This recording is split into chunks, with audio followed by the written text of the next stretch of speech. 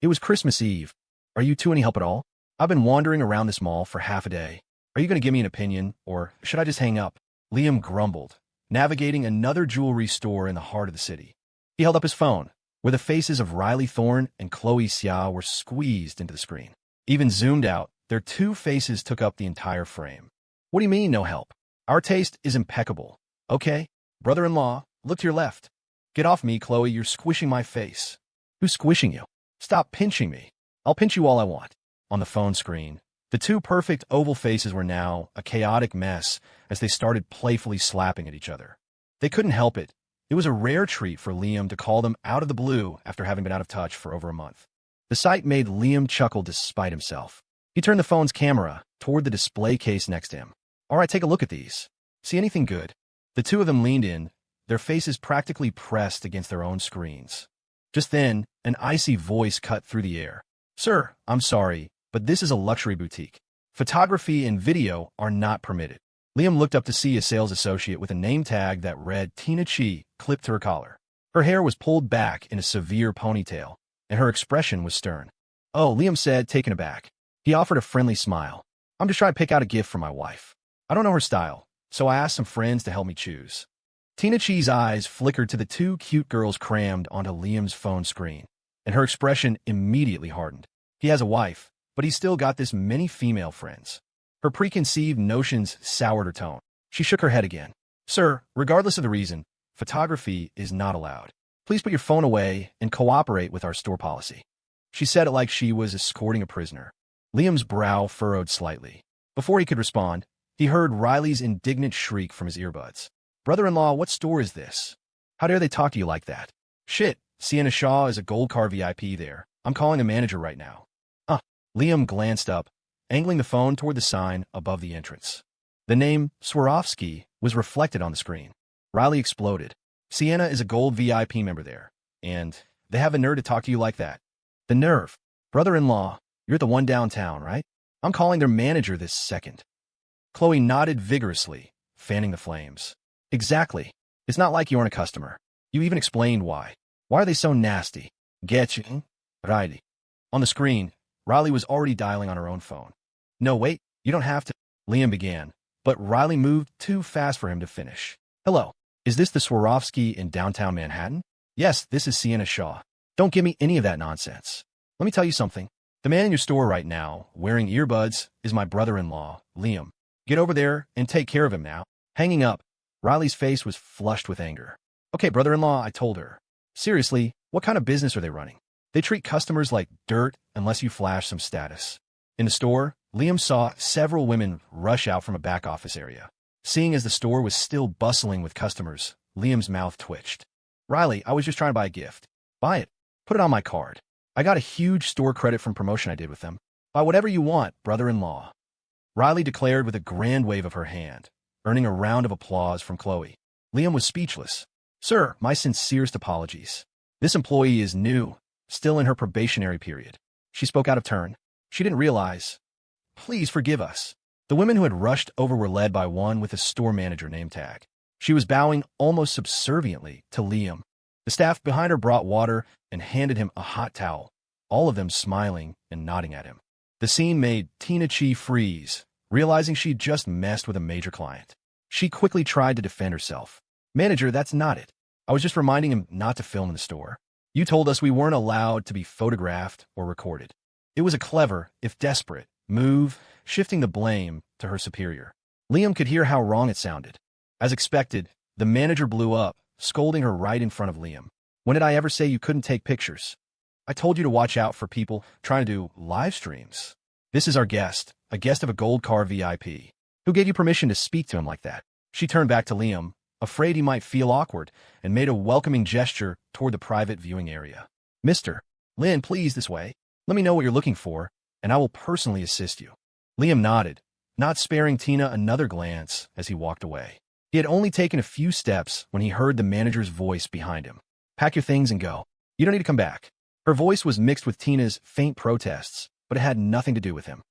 He had no intention of explaining on her behalf. While what Tina said wasn't completely out of line, defending her would just mean more trouble for himself. Sir, what kind of jewelry are you looking for? We have many new and exquisite pieces that just arrived. The manager, now at his side, was all smiles as she personally guided him. Liam pointed to his neck. A necklace. For a woman. Oh, of course. We have a new piece, the heart of the ocean. One moment, I'll get it for you. The manager replied eagerly and hurried to a counter, retrieving a beautifully packaged small box. The price tag was hanging off it, with so many zeros Liam couldn't even count them. The moment the box opened, a brilliant blue diamond flashed, dazzling him. The diamond was the size of his thumb, almost blinding him. It was surrounded by a halo of smaller diamonds that extended into delicate, butterfly-like wings. An image of a necklace on Cassandra's pale, slender neck flashed through his mind. It was breathtaking. TCH. I thought it was something high-end. The designers for this brand still have the same old taste, Riley commented, unimpressed. But if you buy it, brother-in-law, my sister will love it. She likes big, flashy things. Beside her, Chloe's eyes were wide. What the hell? This isn't high-end. That thing's almost the size of a pigeon's egg. Riley, how high are your standards? The praise sent Riley's nose tilting toward the sky. This is nothing. I've worn stuff like this to so many events. It's pretty, but it's not really that special. Damn, Riley, you're on another level. Chloe continued to gush, her eyes sparkling with envy. Listening to their back and forth, Liam couldn't help but smile. He stared at the diamond. Is this the only one you have? Well, all of our latest models are in the store, but this is the newest arrival. The price is quite high, so it's not available for public viewing, the manager said honestly. The meaning was clear. This was the most precious item in the store. If it weren't for Liam's status, he wouldn't have even been allowed to see it. Liam nodded, glancing at the other necklaces in the store. By comparison, this one was definitely the best. Striking, eye-catching, the kind of thing you notice from across the room. Cassandra would absolutely love its ostentatious style. A faint smile touched his lips. Without asking the price, he said, I'll take it. Please wrap it up for me. Yes, of course, the manager exclaimed, tripping over her words in her excitement.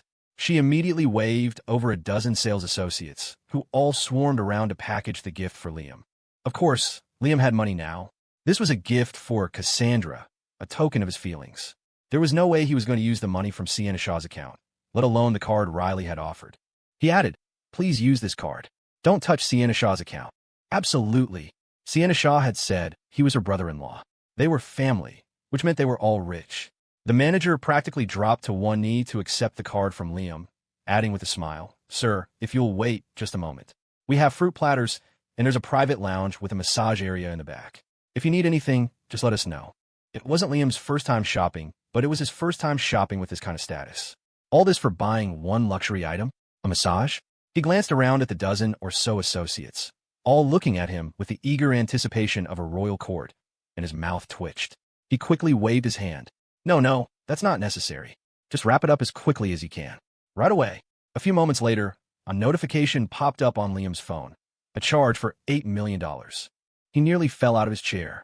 Shit, one necklace cost me $8 million.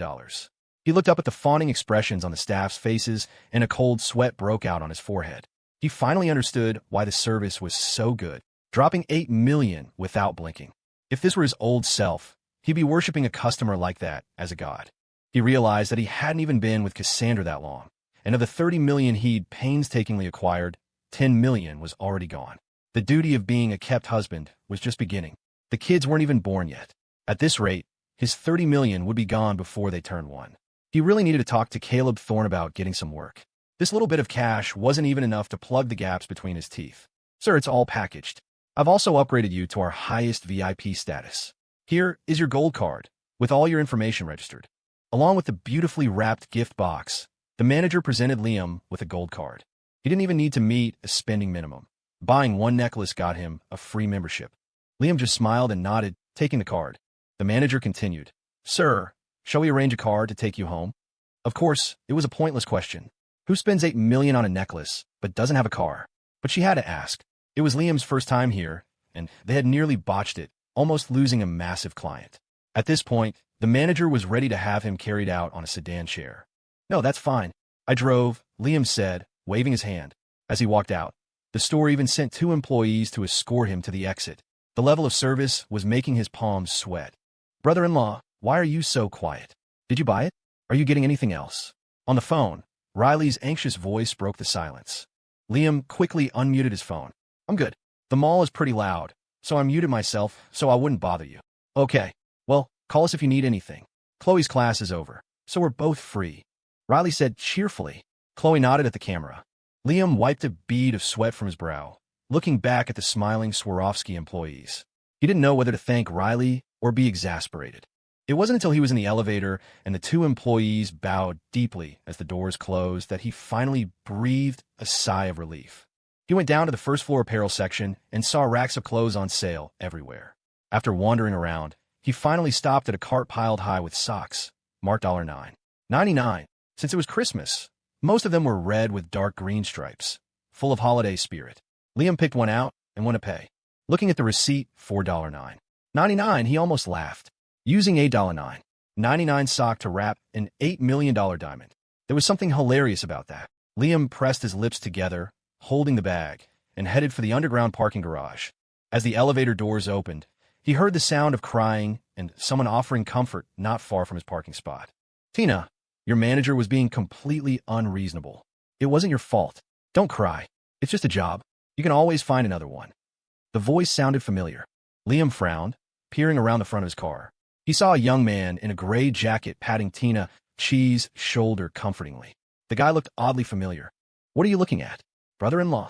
The young man, noticing he was being watched, looked up. He froze when he saw Liam, his mouth forming the old title before he quickly corrected himself. Oh no, Liam. What a coincidence. Beside him, the weeping Tina.She looked up, and her eyes met Liam's. She immediately started crying even harder. It's him. He's the one who was in the store. He got me fired. Huh. Justin was stunned. After a moment, it clicked. Liam, that was you. With Jessica about to face the music, he had little patience to spare for her brother. Liam didn't answer, placing his bags on the passenger seat and walking toward the driver's side. Justin rushed forward. Liam, wait. I don't mean any harm. I've been working in a factory, too. It's been a while. I was hoping we could talk. He sounded exactly like Jessica. Liam couldn't help but find it amusing. He waved a dismissive hand, opened the driver's door, and got in. Sorry, no time. Wait, Liam, please. Justin grew desperate and started to run toward the car, but Tina grabbed his arm. Justin, what are you doing? I told you I was fired because of him, and now you're trying to suck up to him. Having finally found a job, only to have it blow up in her face, Tina was heartbroken. All she wanted was some comfort, and here was her boyfriend trying to cozy up to the man responsible. She was so angry she could scream. Seeing Liam already in the car, Justin paced anxiously. He shook off Tina's arm and snapped. Just be quiet. This is Liam. We go way back. Before he could finish, Liam's car let out a roar and peeled away, leaving a trail of exhaust. Go way back. Hearing this, Tina forgot her own anger. Seeing the car leave, she grew anxious too. Quick, Justin, go after him. He didn't need to be told. Justin abandoned all pretense of dignity and sprinted after Liam's car. At the exit of the underground garage, Liam had just slowed down to scan the payment QR code on his phone when he heard a loud thump. A pale face was plastered against his side window. The sight startled him. Justin slapped the window with both hands, a sycophantic grin on his face, gesturing for Liam to open it. His hands were clamped onto the door handle, refusing to let go. He looked like a zombie. Liam's mouth twitched. He rolled down the window. What is it? Panting, Justin said obsequiously, bro. I mean, Liam, don't get the wrong idea. I really don't mean any harm. In the days since you've been gone, I've had a lot of time to think. I know I was out of line before. He was a carbon copy of his sister, even down to his apologies. Liam raised an eyebrow, his hands on the steering wheel, just short of whistling. And I wanted to buy you dinner. Liam, you've been shopping all day. You must be starving, right? There's a new Michelin star restaurant right by the exit. It's my treat. Think of it as compensation for how I acted before. Justin scratched his head, his eyes full of hope. Liam looked at him, genuinely surprised by the change in his attitude. But one look at his face told him the kid was still up to something. Liam waved his hand, politely declining. Dinner's not necessary. If he wanted, Cassandra could probably hire every Michelin star chef in the country to cook for him at home. In fact, their current chefs were all world-class. Why would he need to eat out? Seeing Liam's immediate refusal, Justin grew desperate. He puffed out his chest. Liam, I swear, I have no other motives. Ever since you and my sister broke up, I want to work at a factory. They think I'm doing a decent job. They even made me a team lead. I honestly just want to buy you a meal today. At that, Liam's eyes flickered up, looking at Justin with some surprise. That part, at least, was different from Jessica. He actually knew how to work hard for his money. Maybe the kid wasn't a lost cause after all. Liam didn't hold much of a grudge against Justin. As for Jessica, that was all in the past. Liam had long since moved on. Why would he dwell on it? In the end, Jessica's current fate was entirely of her own making. Justin, wait for me. Huh, huh. Tina, in her heels, had finally caught up. She leaned against the car door, gasping for breath, her face pale as a sheet. Justin's eyes lit up. He pulled Tina over and introduced her to Liam. Liam, this is my girlfriend. We're already talking about getting married. Whoa. Liam's eyes widened, his gaze shifting between the two of them. That was unexpected. The world really was a small place. He goes out to a mall and runs into old acquaintances. Now he finally understood why Cassandra always had places cleared out before she went shopping. If she didn't, who knows who she'd run into? Liam, to be honest, my parents. They divorced. I'm living with my dad now. You know our family situation. After my dad was laid off, the whole family had to depend on me. Thankfully, Tina didn't look down on me. I'm not that punk kid on a scooter anymore. Saying this, Justin gave an awkward, self-deprecating smile. After being tempered by the real world, he had learned a few things. He knew today was just a chance encounter, but if he didn't say everything he needed to say now, he didn't know when he'd see Liam again. Besides, he secretly hoped Liam might offer him some guidance. Even a scrap Liam threw away could be more than he could earn in a lifetime. Justin didn't want to miss this opportunity. Everyone has their own selfish motives. Liam knew what he was after. Justin and his family probably didn't know what had happened to Jessica in the UK. After everything that had happened, he had let it all go. He didn't mind giving them an update. He glanced at the couple, then at the line of cars forming behind him in the rearview mirror. His tone was flat. Get in. What? In your car, Liam? Honk, honk. Hearing the cars behind him start to lay on their horns, Liam's mouth twitched. His voice became clipped. Are you getting in or not? If not, I'm hitting the gas. Yes, yes. Quick, Tina, you first.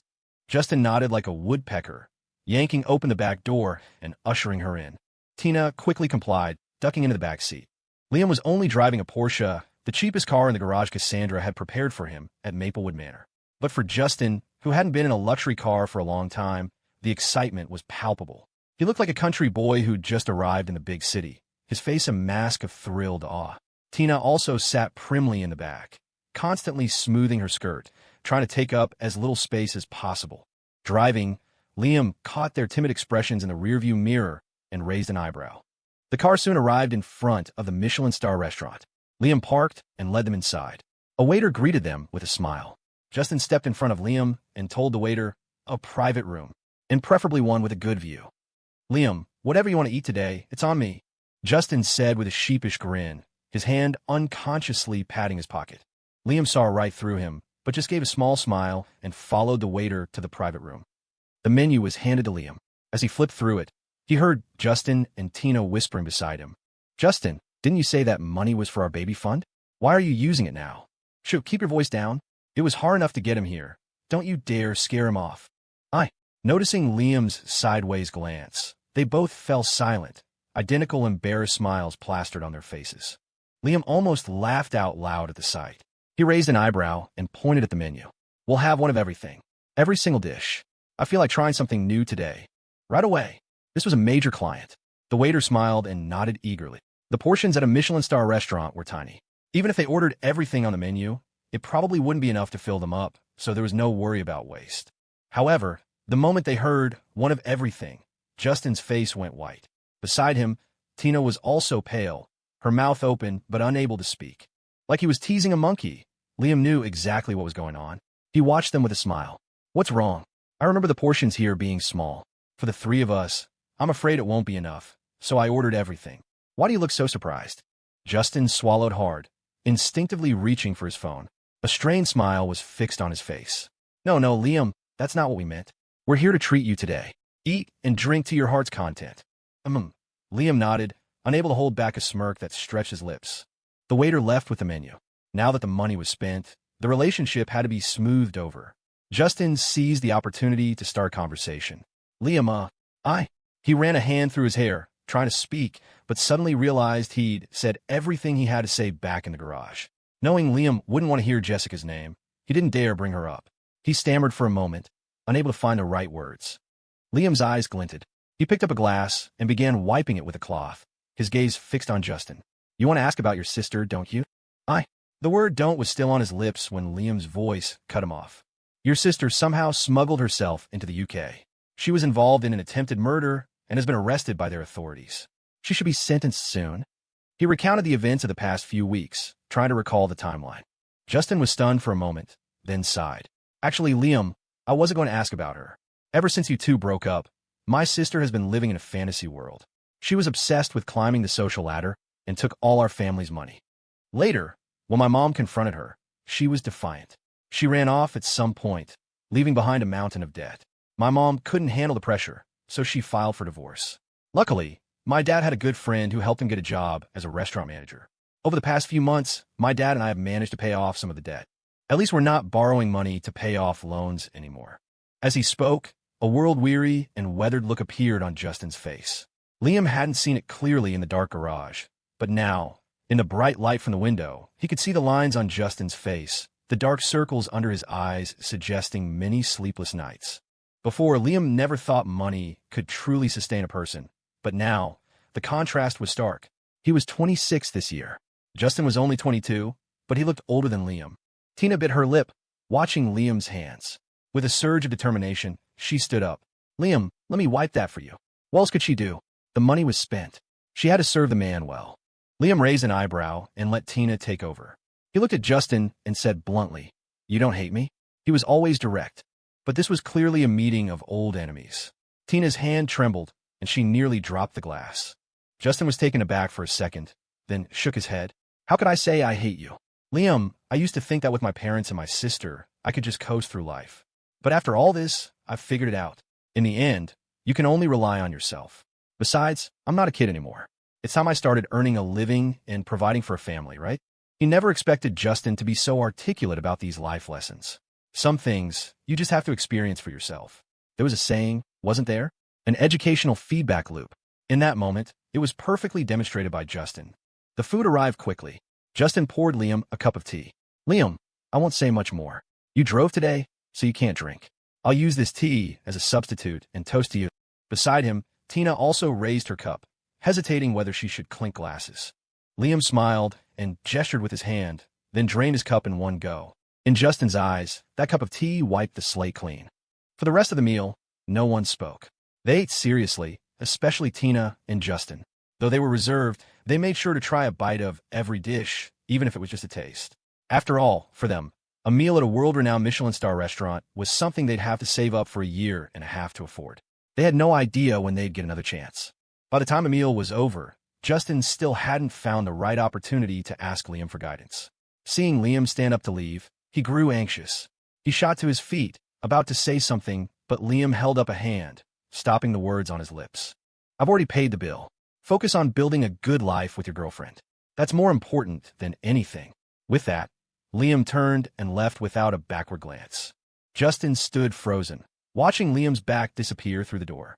He turned to Tina in a panic. Tina, wasn't the money on the card?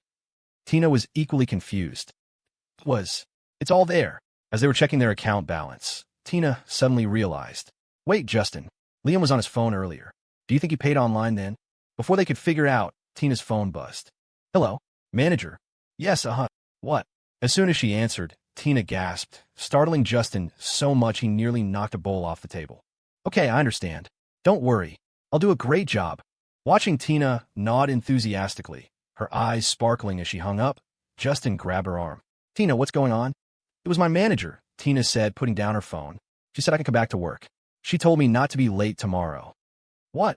Justin exclaimed, jumping to his feet. A look of understanding dawned on Tina's face. She shot up, throwing her arms around Justin and shouting with excitement. Justin, it must have been Liam. He must have called the manager and explained everything. They couldn't think of anyone else. Tina was a new employee. Besides Liam, what other boss would make that call for her?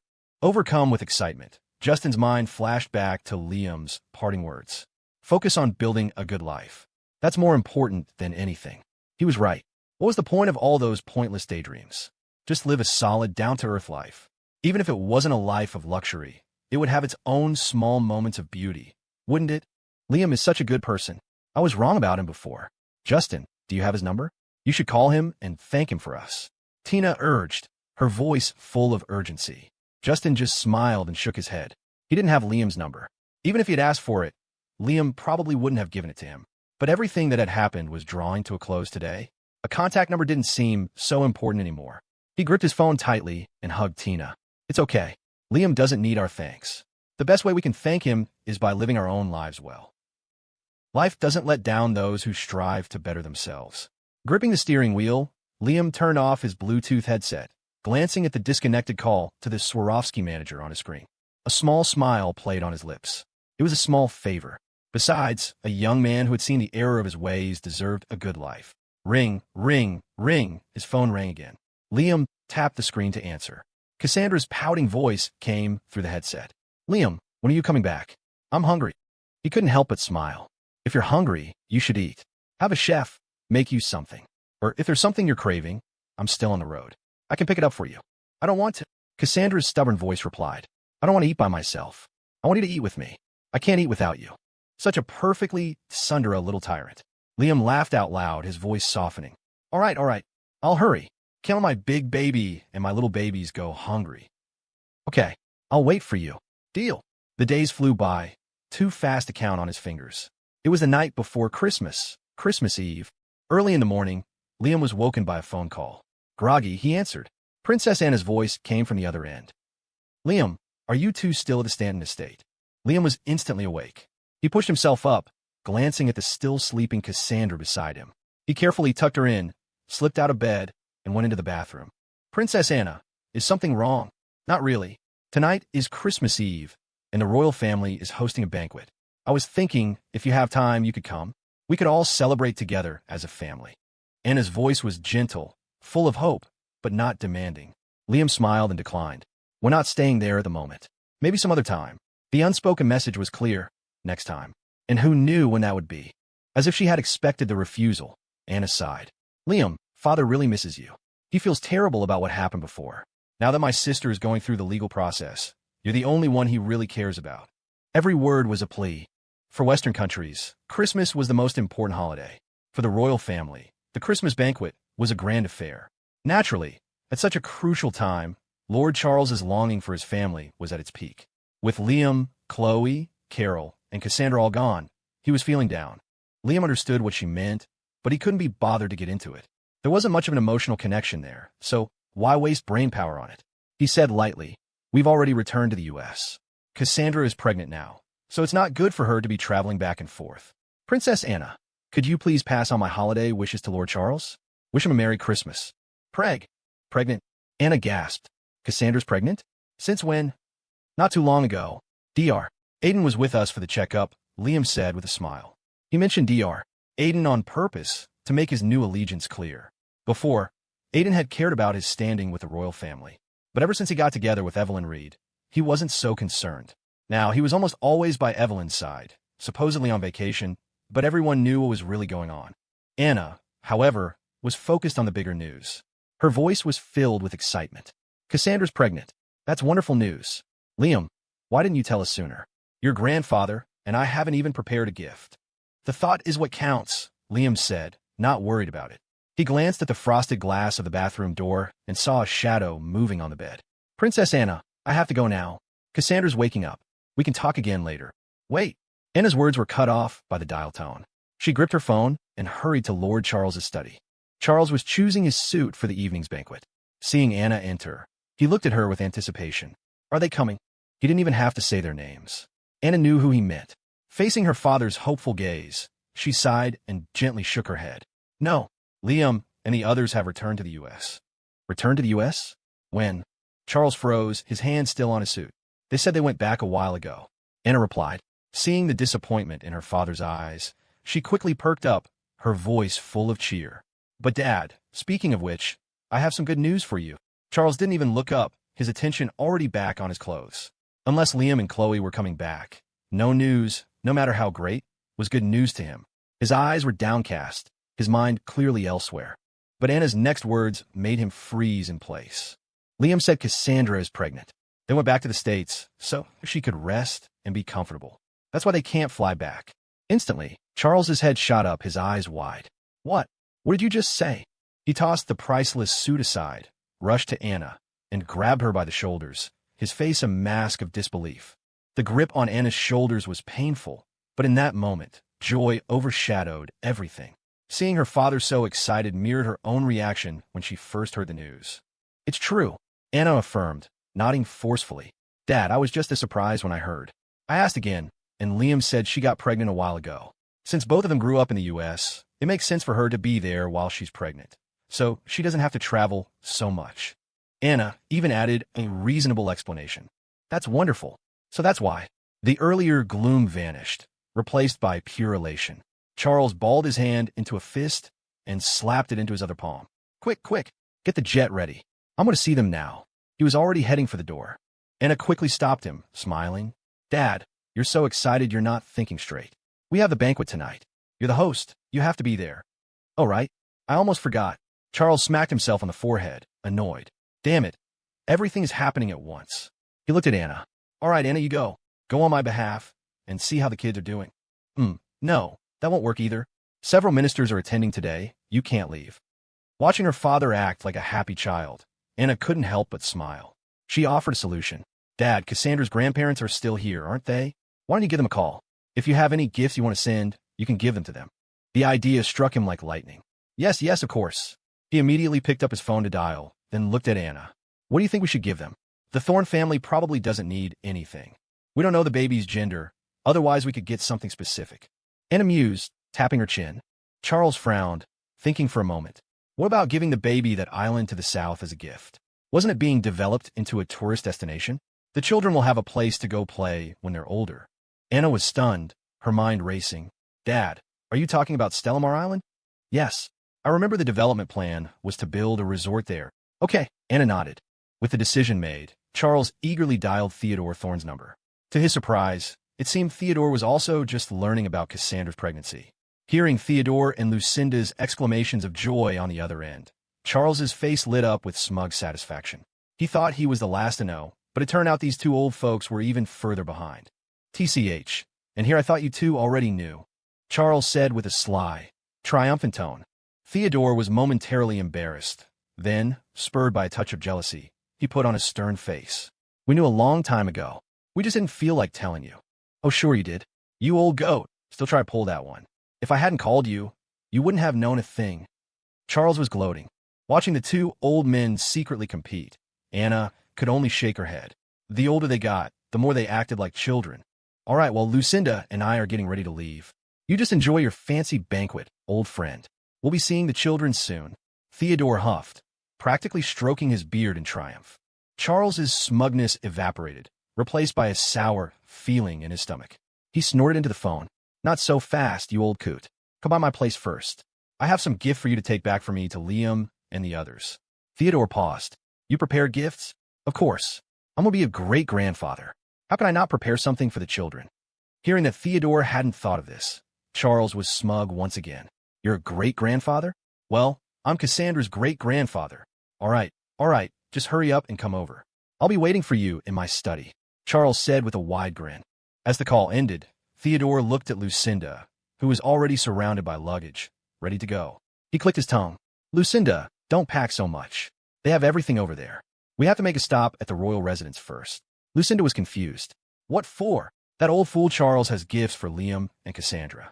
He wants us to go pick them up, Theodore said, waving his phone. Lucinda's mouth twitched. Well, if he prepared gifts, we have to as well. Those two are the apples of our eye. Our gifts can't be less impressive than his. Tell me about it. Theodore nodded, thinking. All right, I'll go over first and see what that old goat prepared. You stay here and think about what we should give. Okay. Not long after, Theodore returned with a grim expression. Lucinda stood up excitedly. Theodore, I was thinking, what if we get the baby some gold jewelry? Theodore didn't say a word, just handed the folder of documents to Lucinda. She took it, and the moment she saw the text, she froze. Has Charles lost his mind? He's giving them Stellamar Island as a gift. He's always been this extravagant. Besides, Liam is his biological grandson. Theodore said irritably. Now what? He's made such a grand gesture. What are we supposed to give? Lucinda fell silent. With Charles making a move like this, they truly had no idea what to give. Is that old fool crazy? Just giving away an island for them to play on? As the grandparents on her side, where does that leave our pride? Theodore fumed. Though the gifts were for the children, the competition wasn't about the items themselves. It was that Charles represented Liam's side of the family.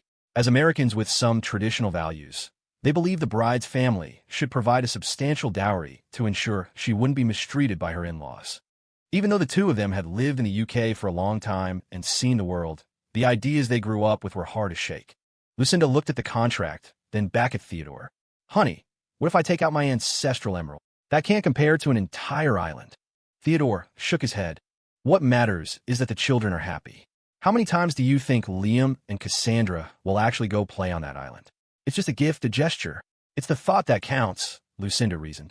She added, besides, we can go see them. We can help with their daily lives. That Charles is stuck in another country. He can't even see them. As always, his wife knew him best. Lucinda's words instantly soothed Theodore's mood. She was right. Charles might have one-upped them on the gift, but when it came to actually being present in their lives, he would be seen green with envy every time Theodore posted a family photo online. Having figured this out, Theodore made a swift decision. All right, we'll do as you say. I'll talk to Caleb about arranging a plane. Lucinda, you go wrap up our emerald. On it.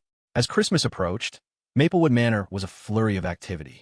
Colorful paper flowers adorned every window. A large truck was driving up to the estate, carrying a massive pine tree in its bed.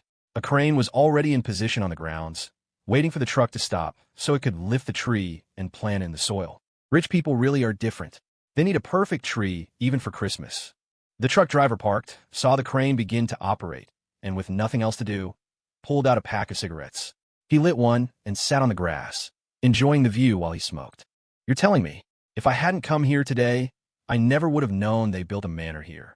Rich people live on another level. Look at this mansion. If I could live there, I'd be set for 8 lifetimes. A few of the helpers who had come along also sat down and started chatting. The truck driver stared at the magnificent mansion with envious eyes. He spat on the ground and grumbled, Damn, I should have charged more for this trip. A place this big, and I only made $2,000. You should be grateful. Where else are you going to get $2,000 just for hauling a tree? Look, my boss who's operating the crane is only getting $3. Hey, no smoking here. Please put that out. Just as they were talking, Evelyn Reed, who was supervising the work, walked over and pointed sternly at the smoking truck driver. These were men who did manual labor all day. They weren't used to rules about not smoking, especially not in a wide open space like this. A beautiful view and a little smoke. What could be better? The truck driver frowned. Look, miss, I'm smoking out here. The smell will be gone in a minute. I've been driving all day, and I finally get a break. It's tough if you don't let me smoke. Evelyn was iron-willed and uncompromising. Please put out the cigarette, or you can go smoke outside the manor gates. Smoking is not permitted here. The truck driver glanced at the vast lawn, his mouth twitching. Seriously? I have to go all the way out there just to have a smoke? It's so far. Just one cigarette. Not even one. If you don't put it out now, I'll have you removed. Evelyn's tone had lost its patience. She looked like she was ready to get physical if he didn't comply. The truck driver was about to argue further, but one of the helpers pulled him back. Hey man, just put it out. We're here to work. My boss is almost done. You can wait a little longer for your smoke. Since everyone was saying it, the truck driver sighed and irritably stubbed out his cigarette. As Evelyn walked away to direct the tree planting, he spat again, his eyes full of defiance. You're just too damn timid. This mansion might be hers, but does she own the heir too? I don't believe she'd actually have us thrown out. Man, just drop it. The people who live here aren't people we can afford to mess with. It's better to just avoid trouble. Soon, the pine tree was securely planted. A team of decorators brought out ladders and began hanging strings of lights on the branches. A large red lantern was hung at the very top, while people below passed up colorful paper ornaments. By sunset, the Christmas tree was perfectly finished. After the workers left, the inside and outside of the mansion were almost fully decorated. It felt like a holiday. Carol and Catherine were also busy, cheerfully directing the staff to move things around. In her room, Cassandra had been curled up on the bed reading all day and was starting to feel drowsy. She forced herself to stay awake and looked over at Liam, who was playing on his phone on the sofa. The surprise you have for me, is it in my dreams? Of course not, Liam replied. Just then his phone vibrated. He saw a message from Evelyn. Done. A smile spread across his lips. Come on, it's all ready. My dear wife, please rise. He stood up and offered a gentlemanly hand to Cassandra by the bedside. Cassandra raised an eyebrow, placed her hand in his, and followed him out of the bed. When they reached the living room, the mansion's new, European-style decor made her eyes light up. The moment she stepped out, Catherine and Carol popped party crackers. Colorful confetti rained down, creating a festive atmosphere. Cassandra looked around the room, amazed. Wow, You guys even put in a fireplace. Of course, you have to have the right atmosphere for Christmas. This was Liam's special request. It's a projection fireplace, so there's no air pollution, Catherine explained with a smile. I really can't keep up with you young people. I had no idea technology had gotten this advanced. A projection? Cassandra walked over, a little disappointed. She reached out and touched the fireplace. It was indeed like a large television screen. Only the red flames were dynamic. The rest was just a model. The structure here isn't suitable for an old-fashioned fireplace, but we couldn't skip the atmosphere, so I thought this would be a good substitute. What's wrong? You don't seem to like it. Liam followed her, noticing the flicker of disappointment on her face. It's not that. I just thought you were going to climb down it to bring me my Christmas present, Cassandra said, shaking her head with a half-joking tone. If I climbed down that, I'd be turned into a little piece of charcoal. Liam's mouth twitched. I guess you're right, huh? Cassandra, look outside, Carol said cheerfully, pointing at the floor-to-ceiling windows. Following her finger, Cassandra froze. Beyond the massive windows, a tall pine tree sparkled in the night, its branches adorned with brightly lit, colorful lights. Against the dark sky, it was an unreal, dreamlike vision. Just like in a fairy tale, Christmas had truly arrived. Oh my God, Cassandra gasped. Though she had grown up with every luxury, she had rarely traveled for fun. She knew of many things but had experienced few. She never had time to visit tourist spots. And now, all of this was real, right in front of her. It felt like a dream. There's more, Liam smiled, taking her hand and leading her out of the mansion. Catherine and Carol followed, their faces beaming. This is already more than enough of a surprise. What else could there be? Cassandra's eyes sparkled like a little girl who had just received her favorite toy, looking at Liam with pure anticipation. The next second, she felt a warmth on her shoulders. Liam had draped a fur coat over her. As she stood there, stunned, she saw countless white, paper-like snowflakes begin to fall from the dark sky. Is that snow? Cassandra cried out. Then it hit her. I checked the weather forecast. It said the snow in New York would be late this year. How can this be? It's only December. How is it snowing? It's artificial snow, you silly goose, Liam said, gently tapping her nose. He took her arm, and they walked together to the foot of the Christmas tree. Dwarfed by the 50-foot pine, they looked like tiny people from a miniature world. Artificial snow swirled around them, a thick blanket of white falling from the sky, creating a magical Christmas scene. It's so beautiful, Cassandra murmured, completely lost in the snowy wonderland. However, Liam's next move yanked her right out of the fantasy and back to reality. Wait, Liam, hold on, what are you doing? Right in front of her, Liam used his hands and feet to grab the tree trunk and, like a monkey, began to climb. That's too dangerous. Get down from there. Seeing Liam scale the tree that towered over her, Cassandra panicked. She stumbled forward, shouting up at him. Just a second. Your present is up here. Liam's voice seemed to float down from the heavens. With no safety gear, he had just scrambled up the tree. Standing below, Cassandra was like an ant on a hot pan, pacing anxiously around the tree. All she could see was the falling snow. Before long, Liam's figure had vanished into the dense branches. Cassandra was so frantic she was about to scream for help. She held onto the tree, her heart in a knot. The last time Liam fell from a cliff, it had been even higher, but thankfully, the trees had broken his fall. Now, he was climbing up on his own, so high that even a small fall could be disastrous. Liam, get down. I don't want a gift. Just get down. Cassandra was beside herself with worry. She shook the trunk, but the massive tree didn't move. In her panic, she looked back at the mansion, about to run inside for help. But the next moment, the branches above her rustled. A few leaves drifted down, followed by several apples, as if they were falling from the sky. Swoosh! Liam poked his head out from the branches. Hey, milady, don't worry. Seeing him gripping the trunk, still safe, Cassandra breathed a sigh of relief, but her heart was still in her throat. No, you have to come down. She put her hands on her hips and yelled up at him fiercely. If you don't come down right now, I'm going to get angry, and I'll have someone chop down this stupid tree. All right, I'm coming down, Liam replied. He tucked a small pouch into his mouth, bit down on it, and used all 4 limbs to slide down the trunk. Finally, when Liam's feet touched the ground, Cassandra's heart settled. She rushed forward, her eyes red, and pounded on his back with her fists, scolding him. Are you trying to scare me to death? It's a holiday. Who told you to pull these kind of stunts? Are you not happy until you've given me a heart attack? This tree is so high. What if you slipped and fell? What would I do? What would the babies do? Cassandra was clearly terrified, her reddened eyes brimming with tears. The sight made Liam's heart ache. He quickly cupped her face. and comforted her in a soft voice. Don't worry, I used to climb trees all the time as a kid. I would only go up if I knew I could do it safely. You know me. When have you ever seen me do something I wasn't sure about? That doesn't matter. How could I possibly think calmly in a situation like that? Cassandra retorted, hitting his chest again. You jerk. I don't want a gift. Even if you gave me the world, I don't want it. Seeing she was genuinely angry, Liam quickly pleaded for forgiveness. Okay, I was wrong. My dearest wife, please forgive me. I know I was wrong. Oomph. Cassandra's face was flushed with anger. She wiped her tears and turned her head away. Seeing this, Liam scratched his head. His eyes twinkled, and like he was coaxing a child, he held the small pouch in his hand and dangled it in front of her. You really don't want it? It's a gift I picked out myself. Cassandra. Oomph. You made me angry.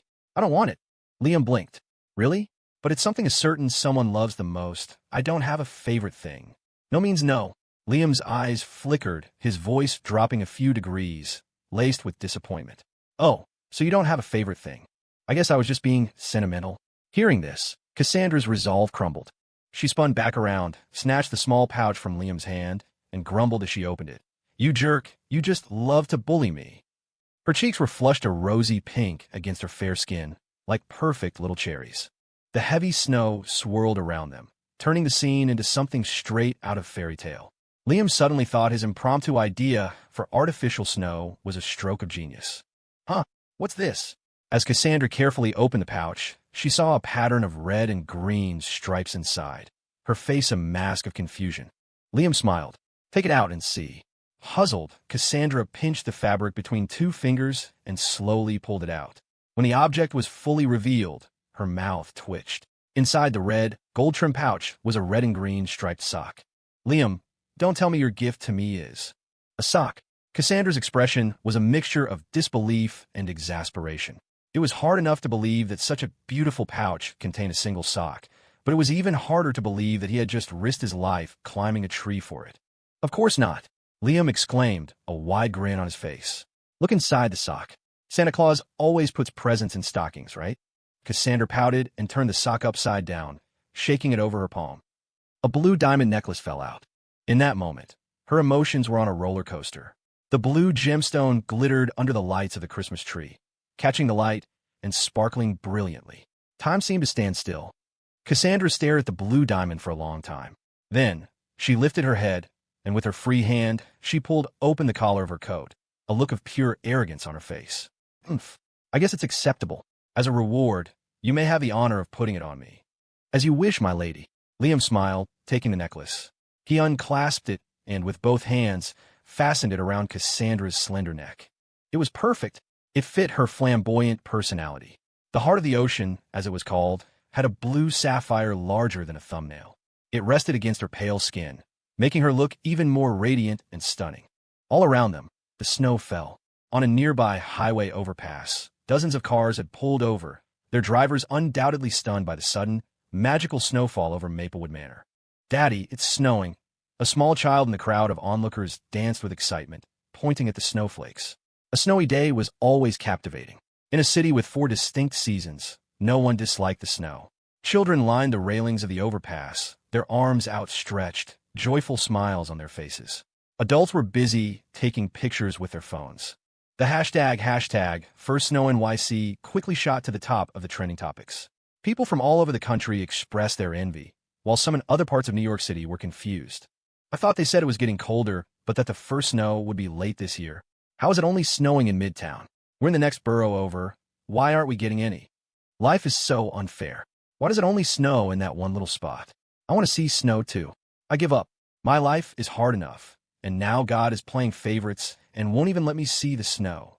Countless netizens poured out their feelings online. They had no idea that this snowstorm, which had the whole city buzzing, was simply the first gift Liam had bought for Cassandra using the power of his wealth. That was all. Mom, it's snowing in New York. In Japan, Stephen Shaw, who was just about to say his prayers before eating his apple, also saw the trending topic.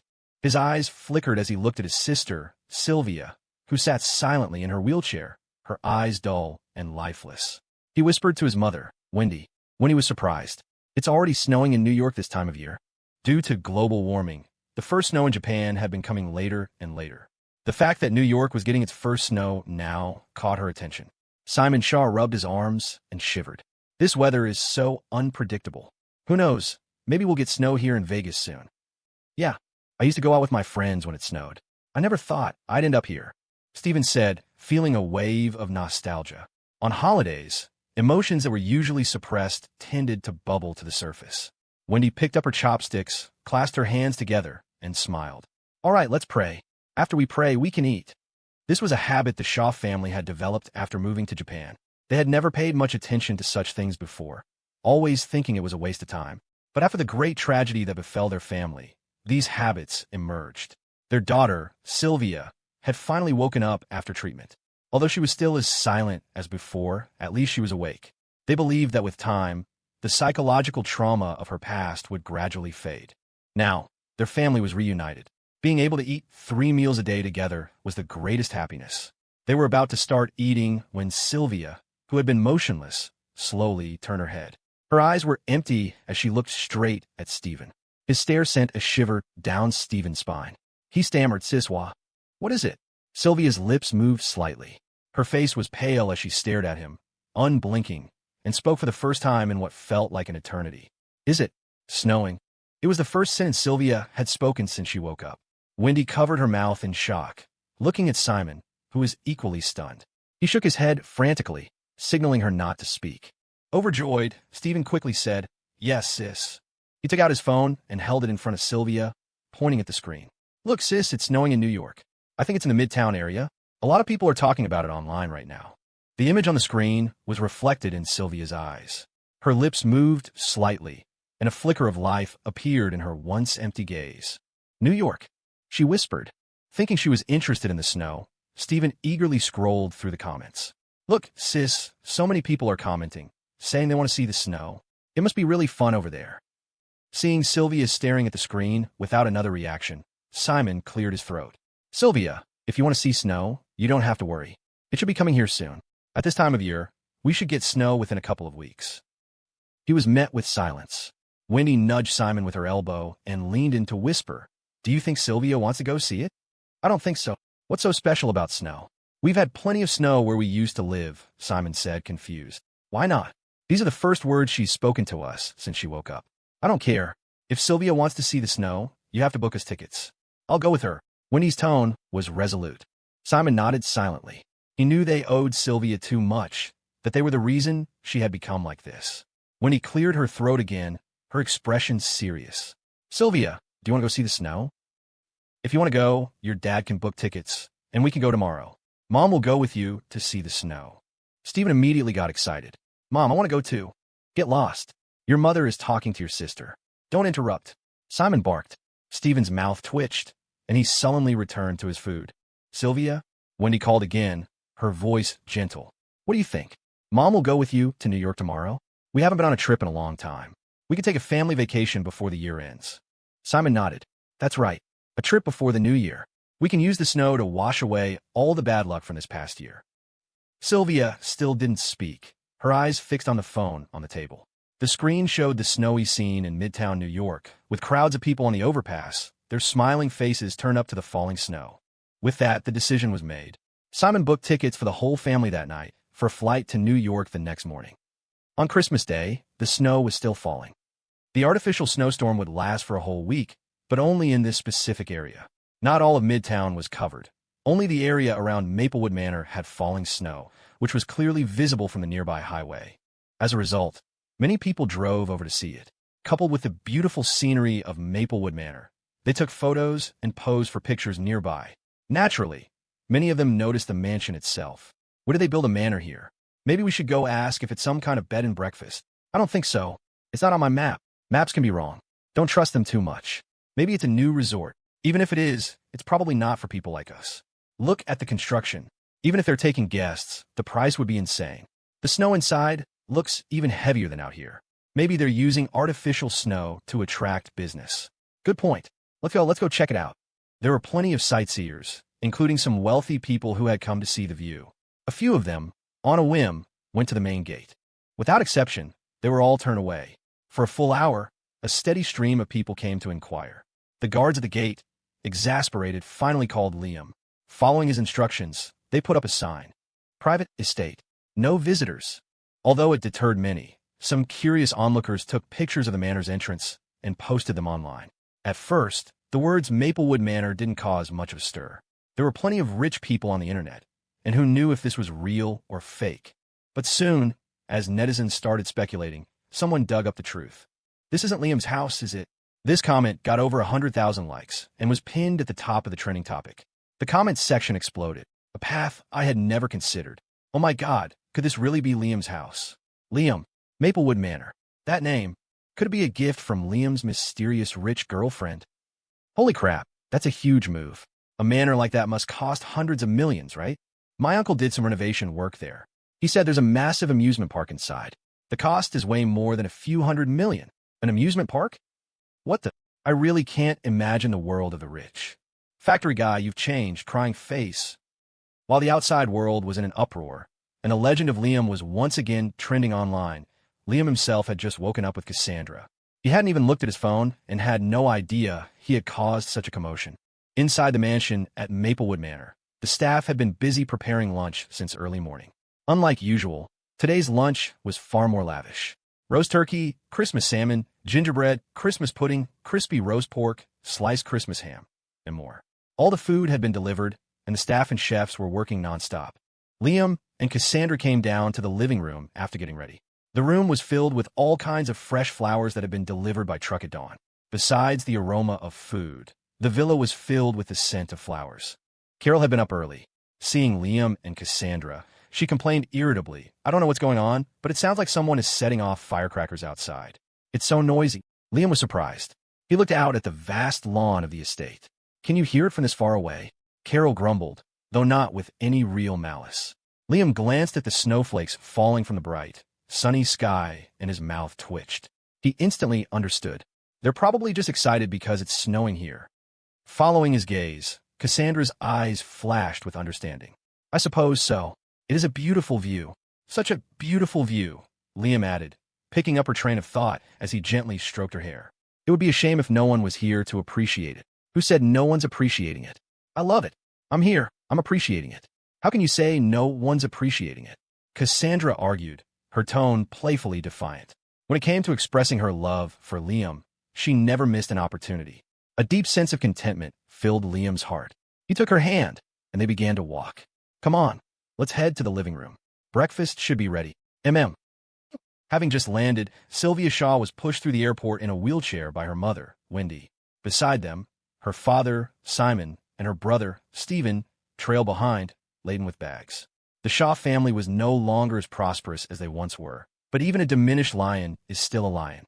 After relocating to Japan, they had managed to secure a comfortable upper-middle-class life.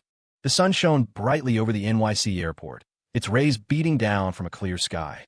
Stephen looked up, a baffled expression on his face. "Is it snowing with the sun out this bright? Is this artificial snow?" Simon glanced up as well. "Even if it is, it's probably just to make people happy." He flagged down an airport employee and asked with a smile, "Excuse me, miss, could you tell us which area of the city is getting snow?" "That's in the Westbrook Hills area," the staff member replied enthusiastically. "The snow has lightened up a bit today, so there's not much to see right around here. If you're visiting for the snow, I'd suggest heading out to the western edge of Westbrook Hills. I heard a lot of people went there today. That's where the snow is really coming down." Simon thanked her. Since Sylvia was in a wheelchair, hailing a taxi was impractical. For convenience, Simon had rented a luxury SUV in advance. As they climbed into the vehicle, the Shaw family officially began their journey toward the western part of Westbrook Hills. This area was a stark contrast to the rest of the city. The western edge of Westbrook Hills was practically a remote territory, the kind of place even tourists ignored. The only notable landmark was the massive Azure Bridge. Yet, because of the sudden, heavy snowfall, the area had been flooded with visitors. The Azure Bridge had been trending online since the night before, and the traffic had been at a complete standstill ever since. "There are too many cars up ahead. Maybe we should take a detour," Simon suggested, staring at the endless line of vehicles that snaked from the bridge entrance all the way back down the highway. "Yeah, let's find another way. I'm starving. By the time we get off this bridge, I'm going to pass out." Stephen whined. "A detour won't be easy," Wendy countered, unconvinced. "If we thought of it, don't you think everyone else has too? We should probably just wait it out." She rummaged through her bag and handed out a few packages of crackers. "Here, Have something to tide you over. It probably won't be that long. Stephen sighed, took the crackers, and nudged Sylvia's arm. Sis, you want some? Sylvia remained silent and motionless, her eyes fixed on the scene outside the window, lost in thought.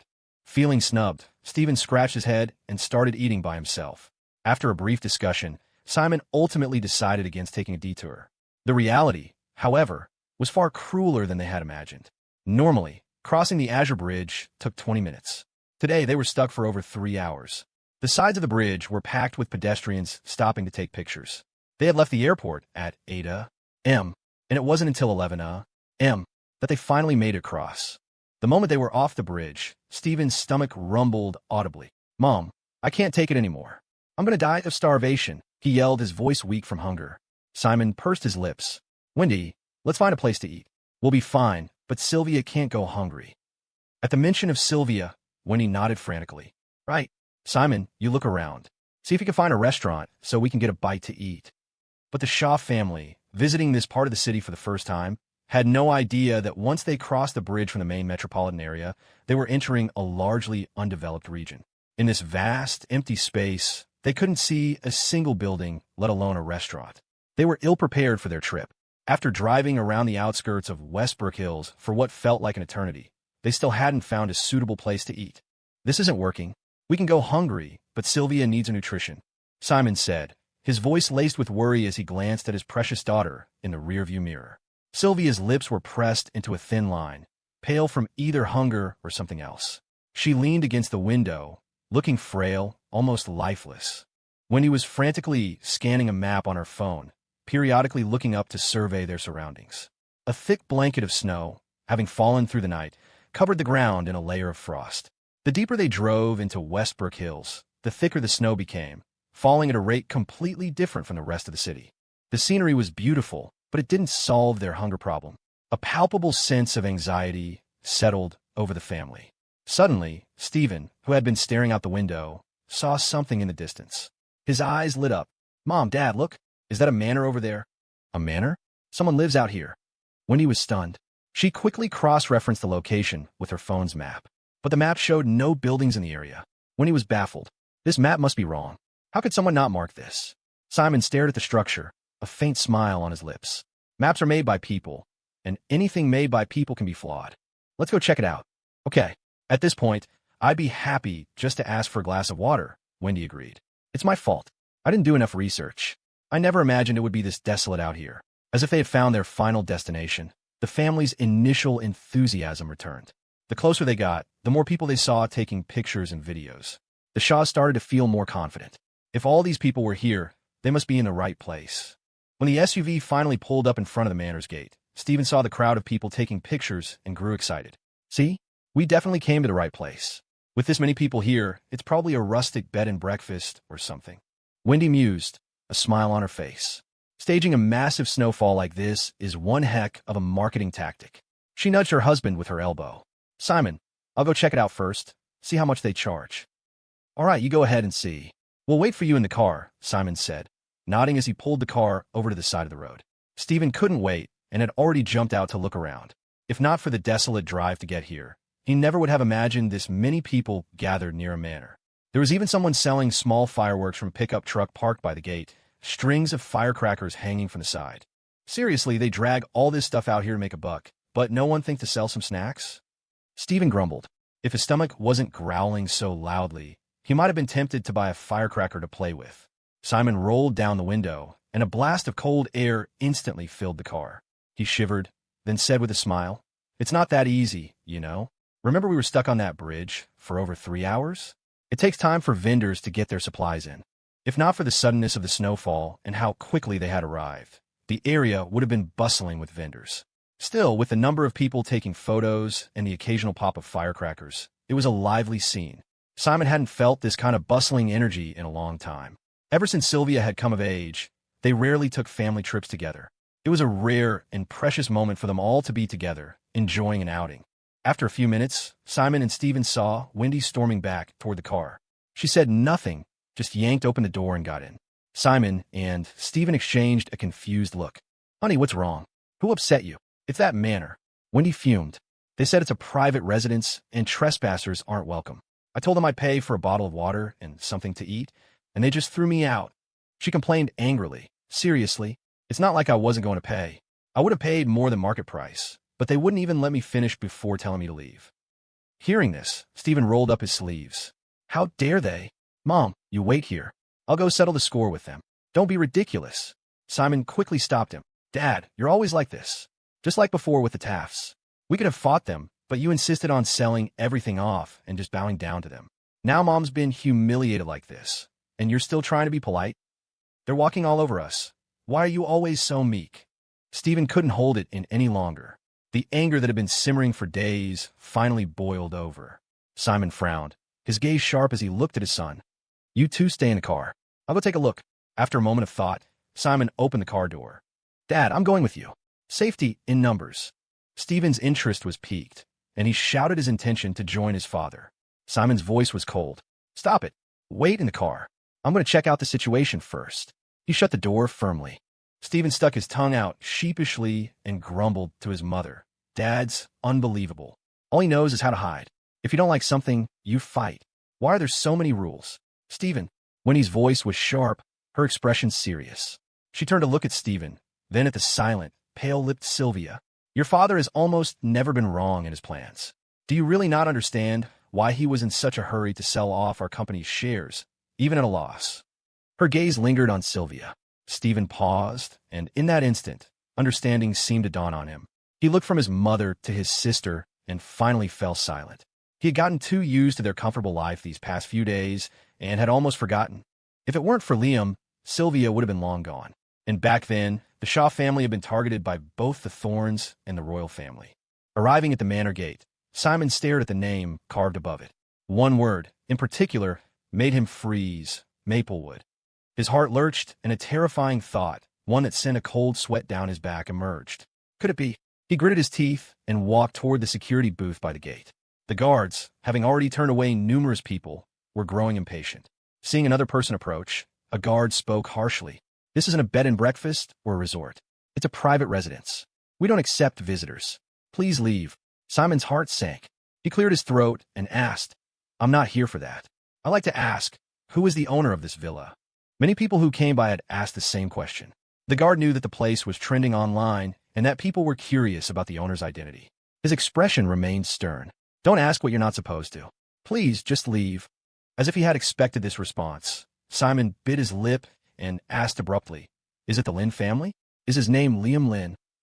The guard didn't say anything, but the flash of surprise on his face confirmed Simon's suspicion.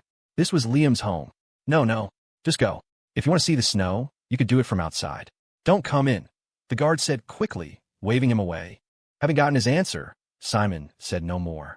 He glanced at the words Maplewood Manor and suddenly felt an urge to laugh. They had traveled all this way just to see the snow, only to stumble upon Liam's house, which meant Cassandra Thorne was probably inside, too. Simon knew Cassandra's personality well. If she knew Sylvia was outside, she would never let them in. Besides, the last time they met, Liam had made it crystal clear. He and the Shaw family were done. Simon looked down and walked back to the SUV. As soon as he got in, he was met with the confused expressions of his wife and son. Simon gave a wry smile. It really is a private villa. We shouldn't go in. Dad, even you couldn't solve it. Stephen's eyes filled with disappointment. Wendy, beside him, didn't say much. Her face was etched with worry as she looked at Sylvia. She tugged on Simon's arm and said urgently, Simon, come quick and look at Sylvia. Something seems wrong with her. What's wrong? Simon froze and quickly turned around. He saw Sylvia slumped against the window, her eyes closed. Her already pale lips had taken on a bluish-purple hue. Simon's expression tightened. Seeing the car windows and doors wide open, with a cold wind whistling in, he panicked and yelled, Why did you open all the doors and windows? Close them now. What? Mom said it was stuffy in here and told me to open the windows for some fresh air. Stephen blurted out defensively, when he had no time to speak. Seeing the color drain from Sylvia's face, she scrambled out of the car and shut all the doors. But the wind outside was biting. After sitting in a stuffy car all morning, the sudden blast of cold air was too much for Sylvia's still recovering body. Simon panicked. He jumped out of the car, pulled open the back door, pushed Stephen out, and climbed into the back seat himself. He carefully checked Sylvia's condition, then felt her forehead. Her burning temperature sent a shock through him. "Simon, how is she?" Wendy asked, her voice tight with tension as she watched his every move. "She's burning up." Simon's brow furrowed, his tone grave. It must have been the cold wind. He looked deeply at Sylvia, then turned to Stephen and shouted, "What were you thinking? You know your sister can't be exposed to drafts right now. We're in the middle of nowhere. Where are we supposed to get fever medicine?" Simon was a physician himself, but even the most brilliant doctor was helpless without medicine and equipment. When he grew frantic, "Don't blame him. I was the one who said to open them. I didn't think. What do we do now?" "Dad, maybe we should go ask at the villa," Stephen said, his voice laced with panic. "It's the only place around here. If it's a private residence, they must have medicine on hand." It was his fault for not paying attention. He never imagined his sister would actually get sick from a cold. "Simon, I'll go ask," Wendy said, ready to jump out of the car. No matter how private it is, they can't just let someone die, can they? But the next second, Simon's voice cut through the air. "Don't rush. Let me think of something." He narrowed his eyes, his hand already reaching for the phone in his pocket. Wendy was about to say more, but she saw Simon pull open the car door and step out. Standing by the car, Simon gritted his teeth, took out his phone, and, after a moment's hesitation, dialed Caleb Thorne's number. "You guys actually made it snow here. No wonder the traffic was so bad outside. Your grandfather and I were stuck for a whole morning just to get here." Around noon, Lucinda and Theodore Thorne stepped out of their car, looking both exhausted and delighted as they walked into the villa. "Mom, Dad, what are you doing here?" Catherine Thorne, who was sitting in the living room with Cherishing studying embroidery, was startled. She immediately put down her needlework and stood up. "What? We didn't give you a heads up, so you're not welcoming us old folks?" Lucinda teased, her face wreathed in smiles. "How could that be?" Catherine waved her hands dismissively and linked her arm through Lucinda's. "I just didn't know you were coming. The snow outside was the kids' idea. If I'd known, I would have told you, so you could have come earlier instead of getting stuck in traffic for so long." Theodore was taken aback. "Artificial snow? That's right. It was Christmas Eve yesterday, and Liam said he wanted to give Cassandra a gift. The weather's gotten colder, but real snow is still a ways off. I figured Christmas needs snow, right? So I mentioned it to Caleb, and he arranged for it to happen around here," Catherine explained with a smile, leading the two elders to the sofa. She introduced Cherishing. "This is my mother and father." Carol smiled and nodded at the two elders, but then she tapped Catherine's arm. "Have you forgotten? We met before the UK." "Yes, we couldn't forget, Carol. We remember this child," Lucinda replied with a smile, but her eyes were scanning the large living room. Not seeing the person she wanted to see, she frowned. "Huh, where are the kids?" "They're upstairs." Catherine pointed toward the staircase and explained with a grin, "Cassandra's been feeling lazy lately. She doesn't want to put on makeup, and she won't go out without it. So Liam is upstairs doing her makeup for her." "Oh, I see." Lucinda nodded, but she couldn't help but add, "Why is she wearing makeup while pregnant? There are so many things you have to be careful about. It could be bad for her." "Mom, how did you know Cassandra was pregnant?" To avoid worrying the elders, their first instinct had been to hide the news. Neither of them had said a word, yet her parents already knew. Catherine's heart skipped a beat. Lucinda shot her a look, her tone a little sour. "You don't tell us something this big, and you let that old man Charles find out first. Your father has been fuming about it the whole way here." As she spoke, she even nudged Theodore for emphasis. Theodore had already taken a seat on the sofa, his expression clearly unhappy. Catherine gave a sheepish smile and pulled Lucinda down to sit with her. "Mom, don't say that. I was just afraid you'd worry. Not telling us is what makes us worry." Theodore snapped, his face instantly hardening. Seeing her father so serious, Catherine felt a knot in her stomach. Just as she was about to explain further, Lucinda pulled her aside. "Don't worry. Your father is just jealous. The fact that Charles knew before he did. He barely ate any breakfast because of it." Catherine couldn't help but laugh out loud. It was hard to believe that Theodore, with his dignified and serious demeanor, would get jealous over such a trivial matter. Just as they were talking, Liam and Cassandra appeared at the top of the stairs, arm in arm. Seeing this, Cherishing chided, "Cassandra, why aren't you two taking the elevator? It's so unsafe going up and down the stairs." Cassandra's belly was growing bigger by the day, especially with twins. It was half the size of a normal pregnancy, having to look down while walking down the stairs. If she slipped and fell, it would be a disaster. The elders all wore expressions of disapproval. Liam looked aggrieved. "It's not my fault. Cassandra said she'd been sitting for too long and wanted to get some exercise, so she insisted on taking the stairs." "Right, honey," he said, looking at Cassandra beside him. But Cassandra held her head high, her gaze sweeping over Lucinda and Theodore, and didn't respond. Liam grew anxious and gently shook her arm, leaning in close with a pitiful look. "Honey, say something." This little act of affection warmed Cassandra's heart. She lifted her chin, let out a humph, her lips pouting so much they could almost touch the sky. Walking down the stairs, Cassandra looked at Lucinda and Theodore. "Grandma, Grandpa, what are you doing here? You should ask. Your grandparents came all this way just to see you. And because of this big snowstorm we created, they got stuck in traffic on the bridge all morning." Catherine couldn't help but laugh. Who knew people would still be so enthusiastic about snow? The area outside the manor was now swarming with people taking pictures, and the cars had nearly blocked the entire entrance. Liam scratched his head awkwardly and quickly bowed to his elders in greeting. Lucinda was all smiles, but Theodore wore a stern face, looking at Liam with clear displeasure. The expression made Liam's heart clench. He looked uncertainly at Catherine, who gestured for him to come closer. As he approached, he heard her whisper, "Your grandfather's jealous. He's upset you didn't tell him about Cassandra's pregnancy first, and that Charles found out before he did." "What? He's jealous about that?" Liam, who was already overly sensitive to the concept of jealousy, felt his mind go numb. Day in and day out, placating Cassandra was enough of a handful. Now, there was another vat of vinegar to deal with. The genes in this family. They were practically born with it. Liam scratched his head and quickly explained. "A few days ago, Princess Anna called to invite Cassandra and me to a royal banquet. I was looking for an excuse to decline, so I told them Cassandra was pregnant." Seeing Liam's sincere expression, it was clear he wasn't lying. Theodore's face finally softened. He let out a humph, and a small smile finally graced his lips.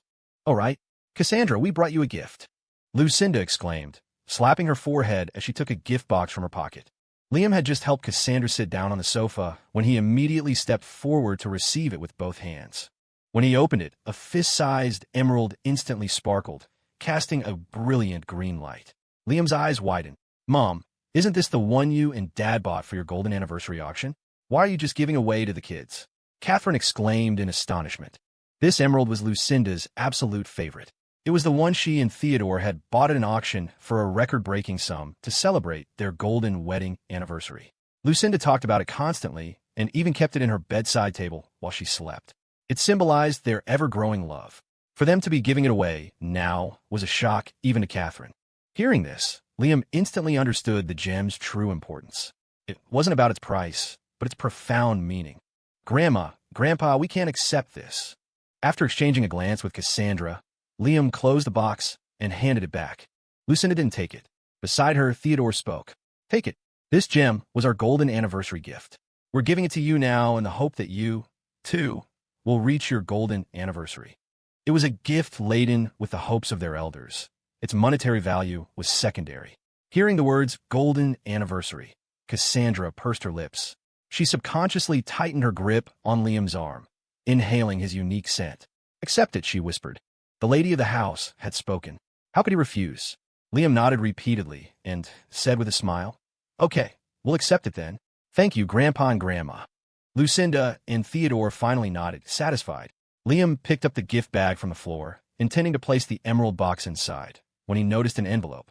He took it out and stared at the wax seal. "Grandpa, Grandma, what's this? Is it another gift?" The peaceful atmosphere was shattered by Liam's innocent question. Theodore, who had just managed to smile, let out an indignant humph and said irritably, "It's junk mail. Useless. Just throw it away." Liam froze, the envelope feeling scalding hot in his hand. He didn't know how to respond. Beside him, Lucinda glanced over and leaned in to whisper, "That's a gift from your grandfather Charles. Open it when you get back to your room." The old man is still angry.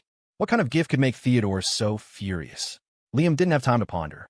He nodded quickly, tucked the envelope under his cushion, and then said to Cassandra, "Remind me to grab this later." Cassandra, who always enjoyed a bit of drama, knew her grandfather was only pretending to be angry. She raised an eyebrow and said coolly, "I might forget to. You should just open it now and see what it is." Liam shifted on his seat, rubbed his nose, and awkwardly pulled the envelope out. He broke the seal. Inside was a thick booklet. When he saw the large words on the cover, Liam finally understood why the old man was so angry. Deed of transfer for Stellamar Island. Charles had given them an entire island, an island that was already slated for tourism development. Liam's eyes widened, completely blindsided by Charles's extravagant gesture. Cassandra was stunned, too, but with her worldly experience, she recovered quickly. Now that's more like the royal family, she said seriously. I was half expecting him to send you a contract formally adopting you. She was even able to joke about it. He gave you an island. My God, Charles really went all out this time. Cherishing exclaimed in shock. Catherine nodded in agreement. Theodore, already annoyed, grew even more dissatisfied hearing everyone's gasps. He huffed. So what if he has a little power? That old coot, still trying to steal my thunder even now. Cassandra couldn't hold back a laugh. Seeing Cassandra laugh, Liam couldn't help but chuckle as well. Beside them, the other three women were all trying to suppress their smiles. Theodore was fuming, his mustache bristling. He barked at a nearby servant. What are you all doing? Can't you see an old man is thirsty? Give me a cup of tea. Yes, sir. The servants nodded quickly and rushed to change the tea. Liam flipped through the booklet. It detailed the island's transfer agreement, and on the last page was a message from Charles. Liam, upon hearing of Cassandra's pregnancy, and with such an important holiday upon us, I regret that I cannot get away to see you both, nor can I deliver this contract to you in person. Therefore, I have entrusted it to Mr. Thorne. I am giving you Stellamar Island. In the future, if you, Cassandra, and the babies wish to travel, you will have one more place to go. I wish you eternal happiness and joy. Charles's. What does it say? Cassandra leaned in, her eyes met by a full page of English text. Here. Liam didn't hesitate and handed her the letter. Cassandra scanned it, a faint smile playing on her lips. I didn't expect old man Charles to be so concerned about you.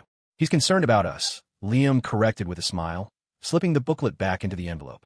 Didn't it say that if we and the babies want to go on a trip, we can go there? What's so great about an island? The world is a big place. It's not like we're short one island. Theodore grumbled, annoyed that the topic of conversation had been hijacked by Charles's gift. His comment made everyone in the room laugh. Liam casually placed the envelope on the sofa and said, Let's eat first, Grandpa. Don't be angry anymore. I still prefer the gift you and Grandma gave us. He pointed at the emerald. Can I have this gem cut and fashioned into something? Of course. Lucinda smiled. We've already given it to you. You can do whatever you want with it. In fact, you can have it made into some matching accessories. That's a great idea, Cassandra said, lifting her chin slightly. She glanced at the large grandfather clock in the corner. It's about time. Lunch should be ready. All right, let's go have lunch then. Grandpa, Grandma, let's go together. Liam said, standing up and smoothly bending down to help Cassandra to her feet. Yes, Mom, lunch is almost ready. You and Dad go wash your hands first. We'll head over. Cassandra moved slowly, Catherine said, also rising with a smile. Lucinda and Theodore nodded and went to the restroom to wash their hands. As Cassandra stood up, Liam instinctively grabbed a nearby blanket and draped it over her shoulders. A faint blush crept onto Cassandra's cheeks as she tugged at the fabric. Their practiced, coordinated movements made them look like a long-married couple. Catherine and Cherishing exchanged a knowing smile. The four of them were about to head to the dining room when Liam's phone rang. He glanced at Cassandra first, then picked up his phone and looked at the screen. It's Uncle Caleb's phone. My dad's calling? Cassandra was surprised, then it clicked. Oh. He's probably calling to wish us a Merry Christmas. But why didn't he call you, Mom? How would I know? I just spoke with Caleb last night. Catherine shrugged, looking puzzled. Answer it quickly. It might be something urgent. Carol urged from his side. Liam nodded and answered the call. Caleb Thorne's voice immediately came through. Liam, happy holidays. Uncle Caleb, Merry Christmas to you too, Liam replied with a smile. There was a brief pause on the other end before Caleb's voice returned. So, is Cassandra with you? I have something I need to talk to you about. At this, Liam subconsciously glanced at Cassandra. He thought for a moment and said, Aunt Catherine, why don't you and my mother go eat first? Cassandra, you go ahead too. In the heat of the moment, Carol didn't even register the shift in how Liam addressed her. Catherine was taken aback. Huh, why? Cassandra frowned, looking at Liam with displeasure. What was so important that it had to be kept from her now? Seeing the confusion on everyone's faces, Liam cleared his throat and announced, Ahem, it's a secret between men. The moment he said it, Cassandra rolled her eyes. Before the two mothers could react, she turned her head away and took Carol's arm. Fine, a man's secret. Let's go, you two can chat all you want. The last sentence was dripping with sarcasm. You two really have secrets now, Catherine echoed, her tone just as snide as she led Carol and Cassandra away. As they walked, she continued to complain. Seriously, how did I not notice before? These two have secrets now. Mom, what are you doing? You can't even control your own husband? He's stealing my man right in front of us. What do you mean I can't? When has your father ever not listened to me? Hey, wait a minute, Cassandra. You two aren't even married yet, and your heart has already been stolen. Amidst their bickering, Carol Xia suddenly interjected, Hey, did I just hear Liam call me by a different name? Instantly, the expressions on Catherine and Cassandra's faces changed. Right at the entrance to the dining room, the three of them turned to look back at Liam. Unbeknownst to them, through the subtle interactions of daily life, Liam had already completely accepted them. This is a good thing. The boy is willing to change how he addresses you, which means he's willing to accept you. Hey, Carol, why are you crying on such a happy day? I'm just so moved. I say, you two mothers, are you going to eat or not? Coming, we're coming. Watching the three of them walk away, leaving him alone in the living room, Liam's mouth twitched. He finally spoke into the phone. Uncle Caleb, you heard all that. You'd better have a real emergency, or both of us are going to be in deep trouble. I know, Caleb replied, his brow furrowed.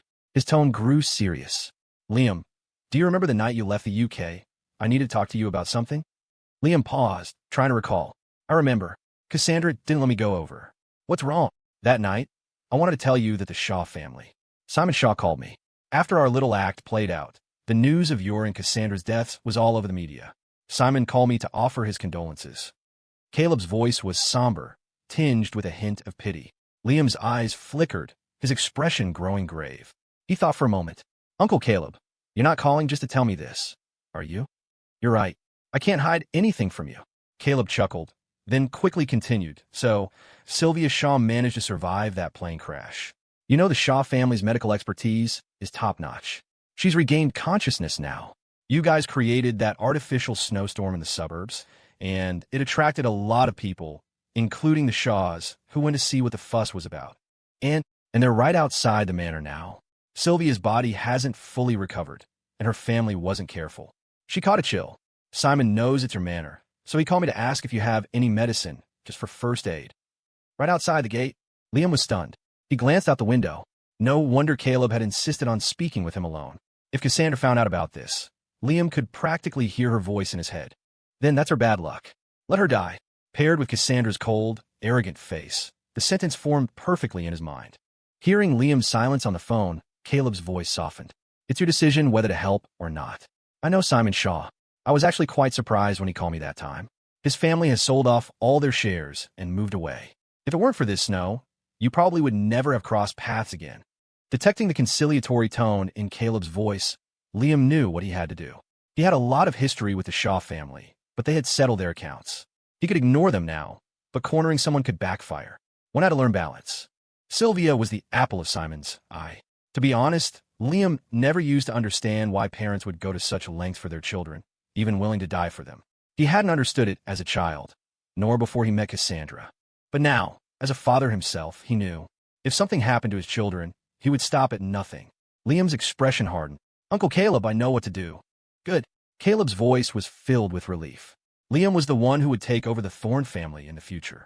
Cassandra was decisive and stern, a force to be reckoned with. In contrast, Liam was more balanced. Together, their different perspectives would create new sparks and prevent the family from making enemies of the whole world. It was time to offer a little grace. It was a much more stable approach than constant suppression. But I'll tell Cassandra about this afterward, Liam stated. We're a unit now. There's nothing to hide.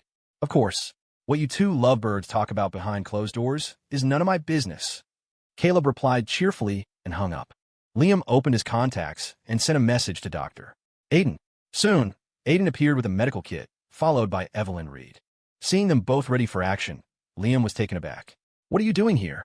Evelyn immediately grabbed Aiden's arm, her tone dripping with mock suspicion. I was right next to Aiden when Mr. Lynn sent the message. Being taunted by Cassandra was one thing, but now Evelyn was joining in. Liam wasn't going to take it. He shot her a look and retorted, Wow, you two are moving fast, huh? He then started walking toward the gate. Trailing behind him, Evelyn clung to Aiden's arm and, where Liam couldn't see, made a face at his back. So what? I have to keep an eye on you for the missus. She was learning to use Cassandra against him. Unfortunately for her, Liam wasn't buying it. He mercilessly exposed her. Right. And I wonder who it was that Cassandra nearly shipped off to Indonesia multiple times. Evelyn's face flushed. She tugged on Aiden's arm.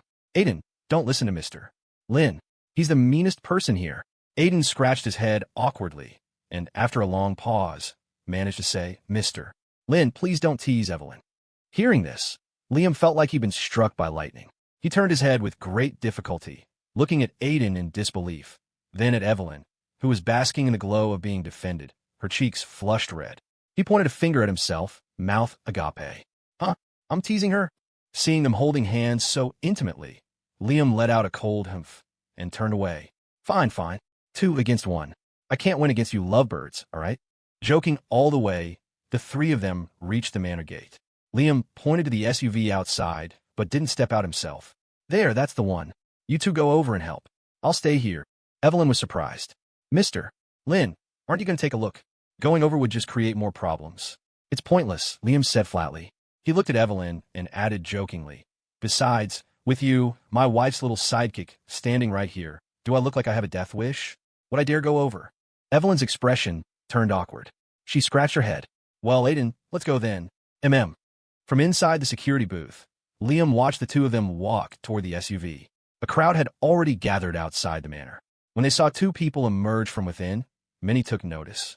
But seeing them walk straight to the SUV, most assumed they were family and simply took out their phones to take pictures, not swarming them. Seeing them approach, Simon quickly opened the car door. I knew Liam was a good kid. Quick, Sylvia's fever is probably close to 102 by now. Stephen was forced out of the car to make room. The SUV they had rented was spacious to accommodate Sylvia, so there was enough room for Evelyn and Aiden to get in. Evelyn moved swiftly, opening the medical kit and taking out a temporal thermometer. She scanned Sylvia's forehead. Sure enough, 102. 2° F. She has a high fever. She needs in-4 drip, Aiden said with a serious expression, looking around the car before prying open Sylvia's eyelid and shining a penlight into it. There's no air circulation in here. Evelyn, go tell Mr. Lynn, see if we can move her inside. Just a room will do. Okay. Knowing a life was at stake, Evelyn shed her usual playful demeanor and got out of the car with a serious expression. Use the West Wing guest house. I remember it's empty, and it's some distance from the main villa, Liam decided after hearing Evelyn's report. He pointed. You and Aiden arrange it. The farther from the main house, the better. Try to keep her out of Cassandra's line of sight. Understand. Evelyn nodded. Watching Evelyn leave again, Liam headed back to the villa. He had thought a little medicine would suffice, but he hadn't expected it to be this serious. If she had to stay, he couldn't wait to tell Cassandra after the fact. He had to make it clear now. Arriving at the dining room, he found everyone already seated. As the last one to arrive, Cassandra's gaze fell on him, her voice laced with sarcasm. Oh, look who's back from his man's secret. Liam scratched his head awkwardly and walked over to her, whispering, Cassandra, can you come outside with me for a second? I have something urgent to tell you. Theodore paused, turning his head to look over, Lucinda doing the same. Cassandra put down her chopsticks and looked up, puzzled.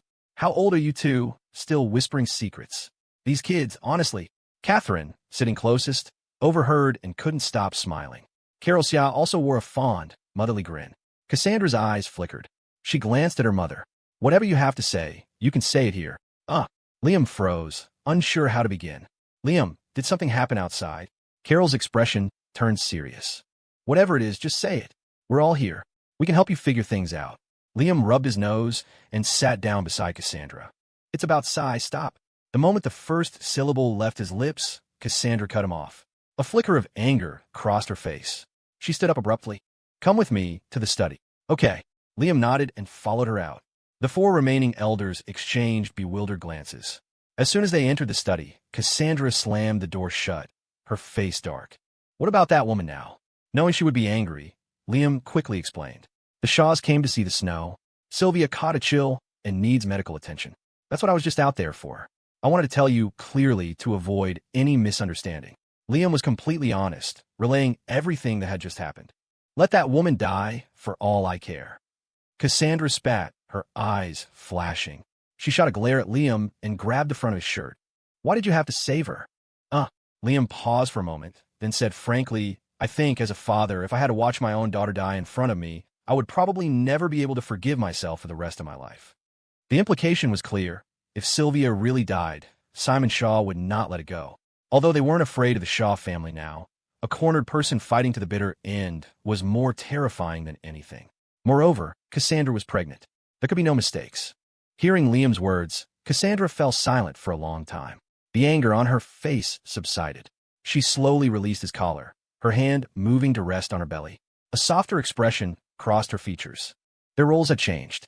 They were no longer the carefree troublemakers of the past. Their daily life had elevated them to the status of parents, and their perspectives had changed significantly.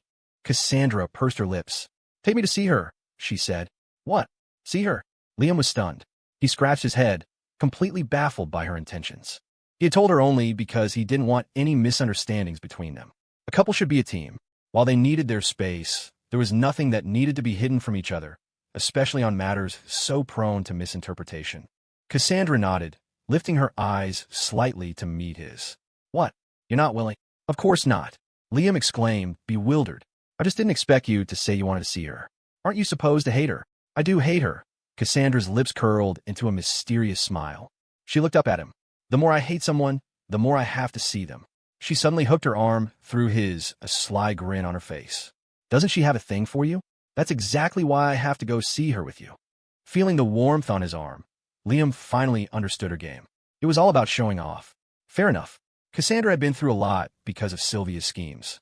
Dragging him along to flaunt their relationship didn't seem so out of place. Liam agreed, taking her hand in his. "Then let's go together. I had Evelyn arrange a room for them in the West Wing guest house."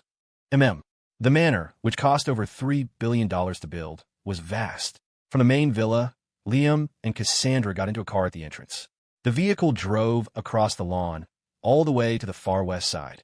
The two guest houses in the West Wing were originally designed for appreciating the scenery. Right outside was a small hot spring waterfall, surrounded by all kinds of flowers. The view from the window looked out onto a gazebo, making it a perfect spot for sightseeing in any season. As they approached, Liam saw several figures moving around outside the guest house. When the car stopped, Liam got out first. He had just opened the door to help Cassandra out when he saw Simon Shaw walking toward him. "Liam, thank you for being willing to help us." As he spoke, he pulled Wendy over, and the two of them bowed deeply to Liam. Nearby, Stephen Shaw glared at Liam, his face pale and his expression still resentful. Cassandra saw all of this as she stepped out of the car. Seeing her, Simon added, "And Miss Thorne, I'm so sorry for what my daughter did before. It was Wendy's and my failure to raise her properly that caused you so much trouble. Thank you for being magnanimous enough to spare my daughter. Wendy and I are truly grateful." He hadn't expected Simon to be so polite. This sudden apology threw Cassandra, who had come over to gloat, completely off balance. She subconsciously tightened her grip on Liam's arm. Feeling the pressure on his arm, Liam immediately understood. He said quickly, "Mr. and Mrs. Shaw, please get up. How is Miss Shaw?" His tone was courteous, and the hostility on Cassandra's face lessened considerably. Simon quickly replied, "They've gone in to see her. I know Dr. Aiden. He's a renowned figure in the medical field. He's in there examining Sylvia." He then looked at Cassandra and noticed her swollen belly. Simon was taken aback. "Miss Thorne, you're pregnant?" "Yes," Cassandra replied softly, pressing closer to Liam. Seeing how intimate they were, a smile spread across Simon's face. "You two are such a perfect match. Miss Thorne, are you having twins?"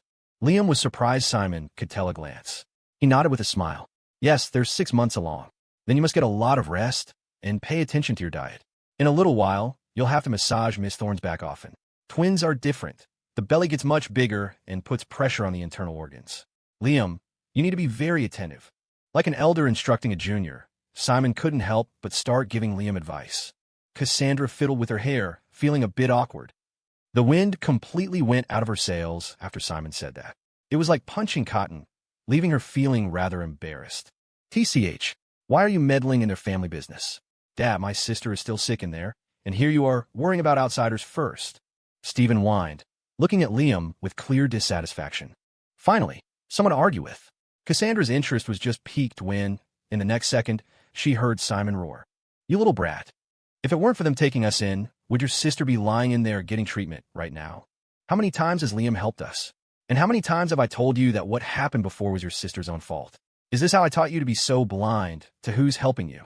Simon was fuming, his mustache bristling as he scolded his son. Wendy's eyes flickered, and she also looked at Stephen with displeasure. "Stephen, don't you see? They're helping us right now. What did I tell you at home?" If Liam and Cassandra weren't standing right there, a full-blown family drama would have erupted. Stephen's face turned beet red. He shot a look at everyone present, then spun around and ran toward the door in a huff. "Wendy, go watch him," Simon instructed. "That boy is reckless." Don't let him do anything stupid. Wendy nodded quickly and followed him to the door. Turning back, Simon said apologetically, Wendy and I were negligent in caring for our children when they were young. I didn't expect them all to go astray. We've made a fool of ourselves in front of you. This back and forth left Cassandra with no opening to retort. He really was an old fox. Liam smiled. It's fine. They'll understand these things when they're older. As they were talking, the door opened and Evelyn's anxious voice came out. How is my sister? Evelyn glanced at Liam and Cassandra, then reported, her temperature has come down, but Miss Shaw is still very weak. She's awake now and needs to eat something to regain her strength. This was, in effect, a request for Cassandra's opinion. Cassandra understood. She glanced at Simon and said flatly, Go prepare some food and bring it over. Yes.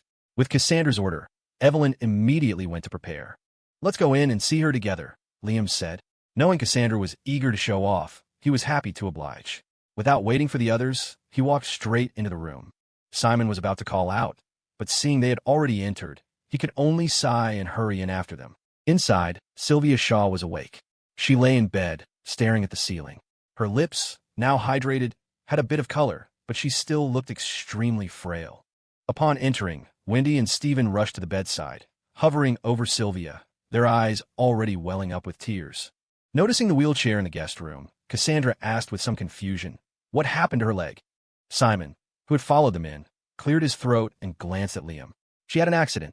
It's broken. It's broken. Cassandra was stunned, a look of surprise on her face. Seeing Simon nod silently, the hostility in Cassandra's expression lessened. An eye for an eye, she commented playfully. Liam, Miss Shaw really has a strange connection with you. Both of you breaking a leg. Your leg was also. Simon froze and instinctively looked at Liam. After scanning him up and down and seeing both of his legs perfectly fine, he was baffled. Liam smiled. I was pushed off a cliff and broke it, but it's all healed now. I see, Simon said, enlightened. Don't worry. Miss Shaw's body will heal with time. It shouldn't take too long for her to recover, Liam added with a smile. However, Simon's next words made both Liam and Cassandra freeze. Her leg will never heal. My sister's left leg was amputated, Stephen added resentfully from the side. Everyone's expression changed. Exchanging a look with Cassandra, Liam spoke first. Well, that's quite tragic. His tone might have sounded a bit like gloating, but at that moment, Liam was just grasping for words. What could he say? Offer condolences? He and Caleb were the ones who had caused the leg to be broken in the first place. He couldn't very well say she deserved it, could he? Facing someone who had lost a leg and was lying in bed, frail and helpless, the hatred in Cassandra's heart wasn't so pronounced anymore, especially since Simon's attitude had been consistently respectful. She didn't feel much like showing off now. After all, Cassandra didn't have a habit of kicking people when they were down. She tightened her grip on Liam's arm, tilted her head, and whispered, This is boring. Let's go back. All right, whatever you want. Liam smiled and nodded. They were about to leave when Sylvia's voice cut through the air, cold and sudden. Is that you, Liam? It was the same old, familiar address. On the bed, Sylvia turned her head, her gaze landing on the doorway. The sun outside was bright, and in the snowy weather, the light streamed in, making it hard for her to open her eyes. Liam paused, turning back at the same time as Cassandra. That one look felt like a lifetime had passed. Sis, why are you still talking to them? They're the ones who caused your plane to crash. If it weren't for, Stephen had just started shouting angrily when his mother slapped him on the back of the head. He yelped in pain, clutching his head. Be quiet. Wendy hissed, then glanced at Simon. They both stepped away from the bed. On the bed, a faint smile appeared on Sylvia's lips. She squinted, her gaze fixed on the two figures in the doorway, her voice weak. The person standing next to you, is that Cassandra Thorne? It is, Cassandra answered without hesitation, her grip on Liam's arm tightening. Sylvia let out a soft laugh. The two figures, backlit by the bright light, looked so perfectly matched, and Cassandra's slightly protruding belly. In that moment, Sylvia suddenly felt like a fool. What are you laughing at? Cassandra asked, confused. Sylvia didn't answer. She just stared at Liam, as if trying to see into his eyes through the light. She ignored Cassandra and asked Liam instead, Liam, are you sure you truly love her? Are you sure you don't just love her because she's pregnant, but the real her? Are you sure you're not just with her out of compromise? Her words struck Cassandra, who instantly froze. All her past moments with Liam, the sweet and tender times, were real. She had tested him countless times, and he had always stood by her, even willing to do anything for her. Sometimes, she felt she was overthinking things. But all that sweetness had come after she got pregnant. Before they had the babies, Liam had never once said he loved her. She subconsciously tightened her grip on Liam's arm. Noticing her slight movement, Liam turned his head, his gaze falling on Cassandra. She showed no reaction, her expression as placid as usual, but there was a flicker of unease in her eyes. Just that one look, that moment of silence, was enough for Sylvia to let out a soft laugh. "Yeah, I thought your love was as solid as a rock. Turns out, it's not so special after all." Her voice was light and airy, but it landed on Cassandra's heart like a meteorite. Cassandra had never been afraid of anything else. Her only fear was Liam not loving her anymore. Nothing else could stir her emotions. Liam's eyes darkened. He looked at Sylvia, but instead of rushing to explain, he glanced meaningfully at her leg. "You should focus on getting better," he said flatly. The implication was clear. Stop meddling and worry about yourself. And if it weren't for your parents pleading, I wouldn't be helping you. Liam had never liked getting involved in other people's family affairs. His voice was clear and steady. Cassandra raised an eyebrow, seeming to catch his meaning. She stared at Sylvia's leg and, tightening her hold on Liam's arm, said, "I believe there's a saying. Sweep the snow from your own doorstep, and don't worry about the frost on your neighbor's roof. Miss Shaw, you should focus on healing your own leg." The words were sharp, practically dancing on Sylvia's last nerve. Already weak, Sylvia's face grew even paler. Liam was a little surprised. He hadn't known Cassandra could be so articulate. He couldn't help but smile and gently tap her nose. "Since when did you learn to talk like that?" The warmth of his finger, in front of so many people, made Cassandra's cheeks flush. She lifted her chin high, her tone haughty. "What? You think I'm not as smart as you?" "Of course not." Liam quickly laughed. "My dear wife is the most amazing person in the world." Goodness, I couldn't even think of that phrase. It took my wife's quick mind to put it so perfectly. "You're brilliant." The words might have been a bit over the top, but Cassandra was completely won over. She let out a humph, the very picture of a proud little queen. Their intimate exchange was so natural, so harmonious, as if they were born to be together. To put it crudely, it was the ultimate slap in the face to Sylvia.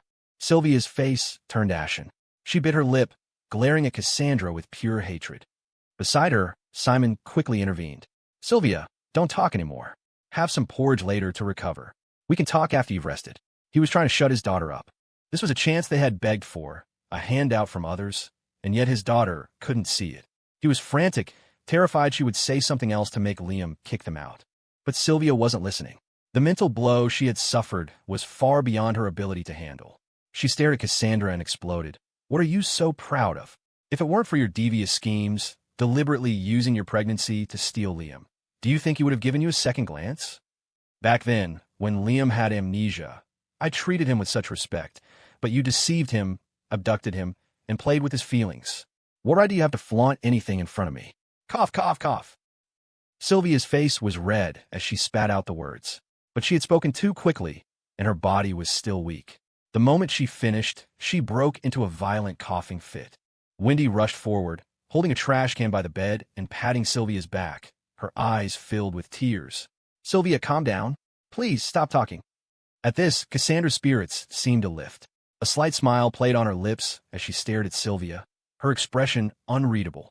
She gently patted Liam's hand, released his arm, and strode coolly toward the bed. "What are you doing?"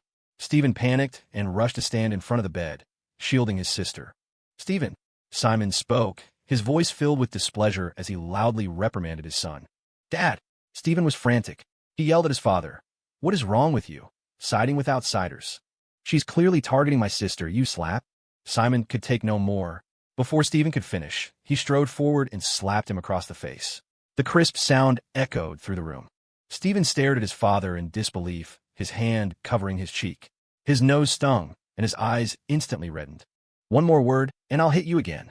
Are you going to defy your father now?" Simon gritted out, his voice harsh. Stephen finally relented, covering his face as he retreated to the side. Standing before the bed, looking down at the wretched, utterly weak Sylvia, the contempt in Cassandra's eyes was so potent it was practically overflowing. "Sylvia Shaw, do you know why you can never compare to me?" Cough, cough. Sylvia's face was deathly pale.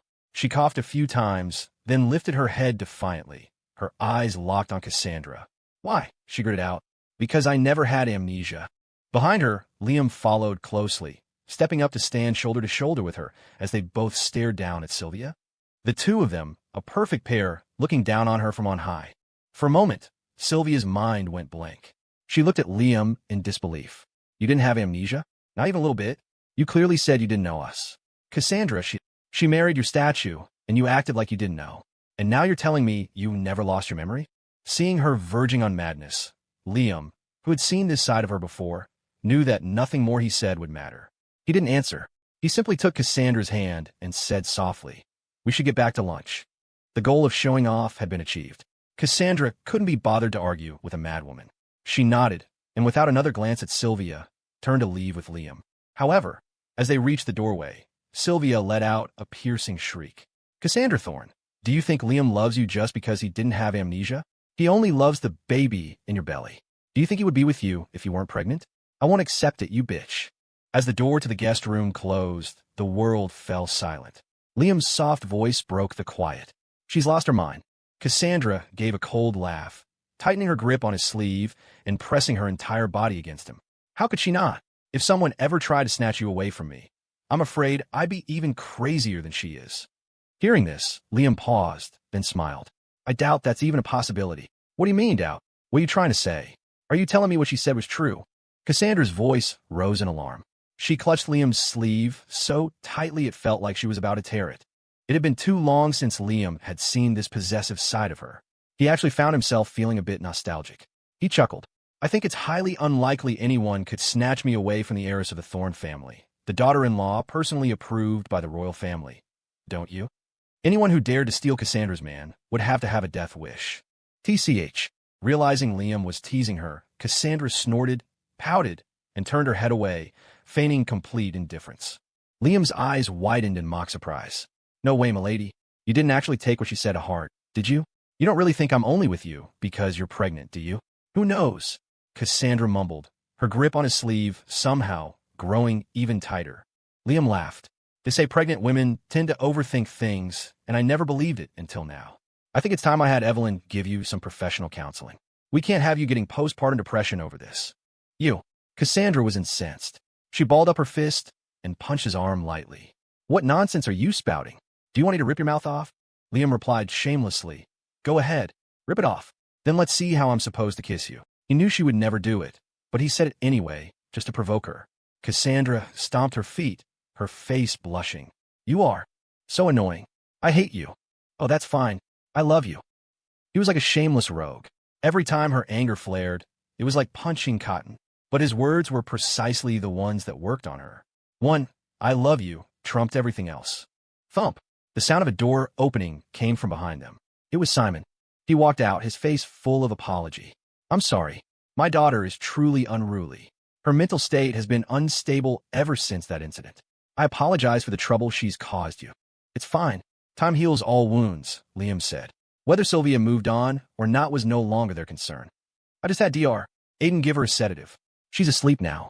I will watch her closely and make sure she doesn't cause you any more trouble, Simon promised repeatedly. There was no real need for his promise. The manor was covered in security cameras. The east wing housed the bodyguards, and the central villa where Liam and Cassandra lived was patrolled around the clock. Besides, this place was a long walk from the main house. Consider it a vacation.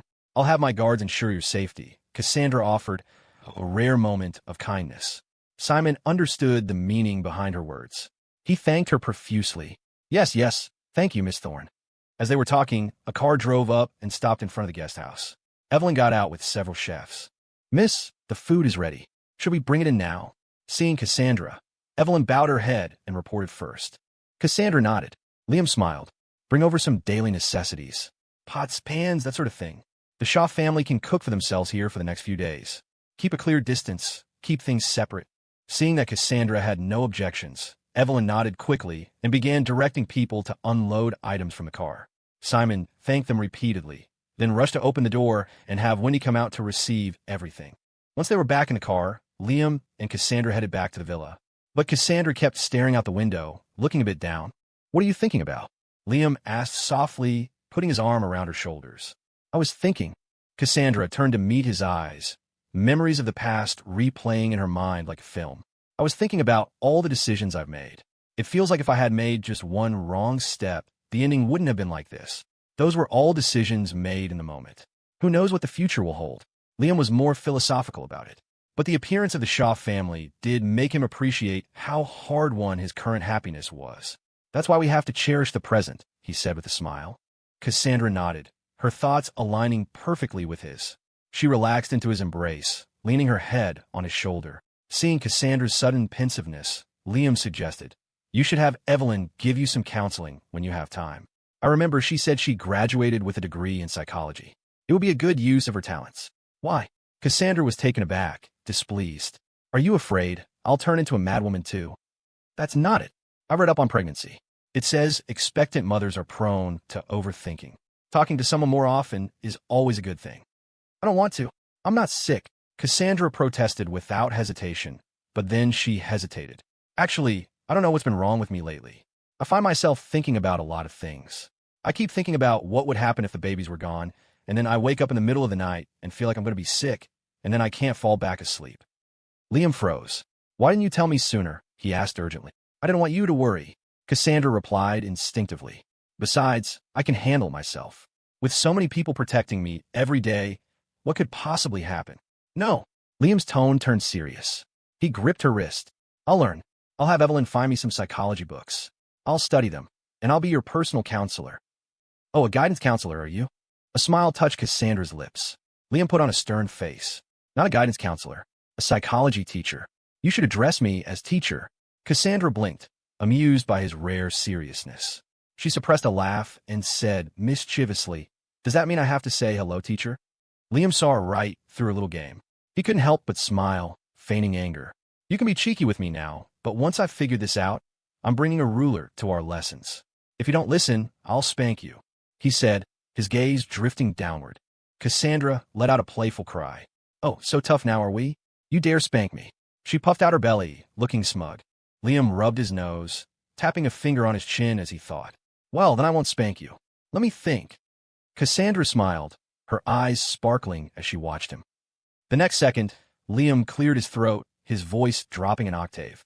"So, you're not going to listen? Is that it? Fine. I'm calling your parents." Puffed. Cassandra couldn't hold it in any longer and let out a snort of laughter. But seeing the utterly serious look on Liam's face, she cleared her throat and adopted a formal tone. "Is that right? Well, teacher, what if my parents aren't available to come in?" Liam pinched her cheek, his expression grave. "Then I'm afraid I'll have to make a house call." A flicker of mischief crossed Cassandra's eyes. "A house call? The teacher is coming to your house for a private conference. How will Miss Thorne prepare?" Cassandra furrowed her brow, pretending to think it over. "Well, in that case, I'll have someone tidy up the house and prepare a desk specifically for my teacher. She plays along so well." Liam fought back a smile, nodding with a stern face. "Excellent. Miss Thorne is a very good student. Later, your teacher will have to give you some special instruction." "You're infuriating. Who wants your instruction?" Cassandra finally broke, landing a soft punch on his chest. Liam couldn't contain his laughter either. The two of them were doubled over in the back seat, tears welling in their eyes. In the driver's seat, Palmer silently wiped a bead of sweat from his forehead, his eyes fixed on the road ahead as if he were deaf and blind to the scene behind him, focused only on driving. In the West Wing guest house, Simon Shaw and his family had finally filled their stomachs after a simple meal. Simon noticed his son, Stephen, quietly setting down his chopsticks, his eyes darting around as if planning an escape. "Stephen," Simon's voice boomed. "Where do you think you're going?" Stephen flinched. "Nowhere. I just finished eating. Thought I'd go for a walk." "Yeah, a walk." He offered a weak smile, glancing pleadingly at his mother. Wendy acted as if she hadn't seen a thing, simply taking a bowl of porridge to the bedside. Simon's gaze hardened on his son. "Stephen, I'm warning you. Don't even think about trying to pull something here. And don't you forget, this meal was an act of charity. We need to be grateful." His intentions have been seen through.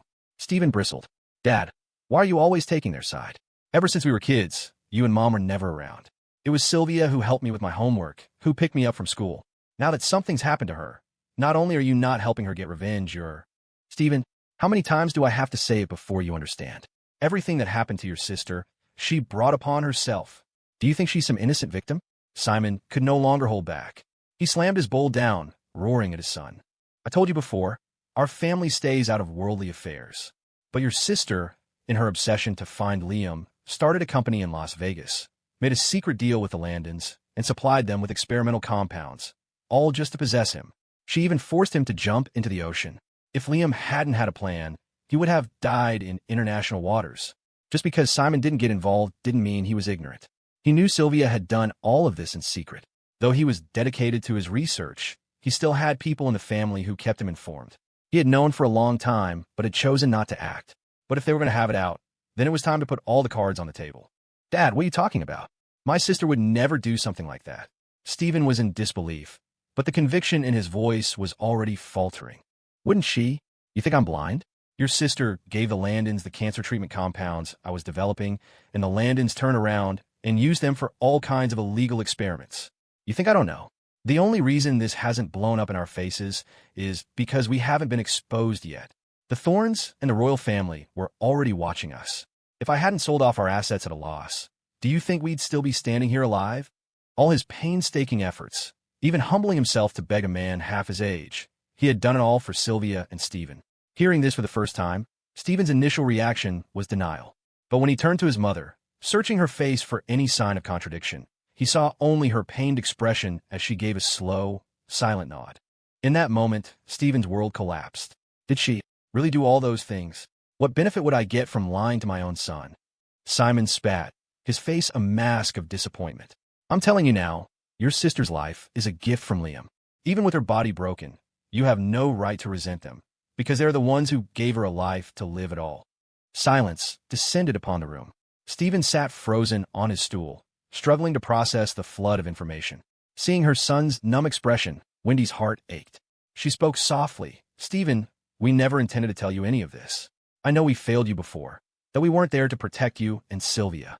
That's why our only wish now is to see you both grow up happy, for our family to be together and live a good life. It was a wish shared by everyone.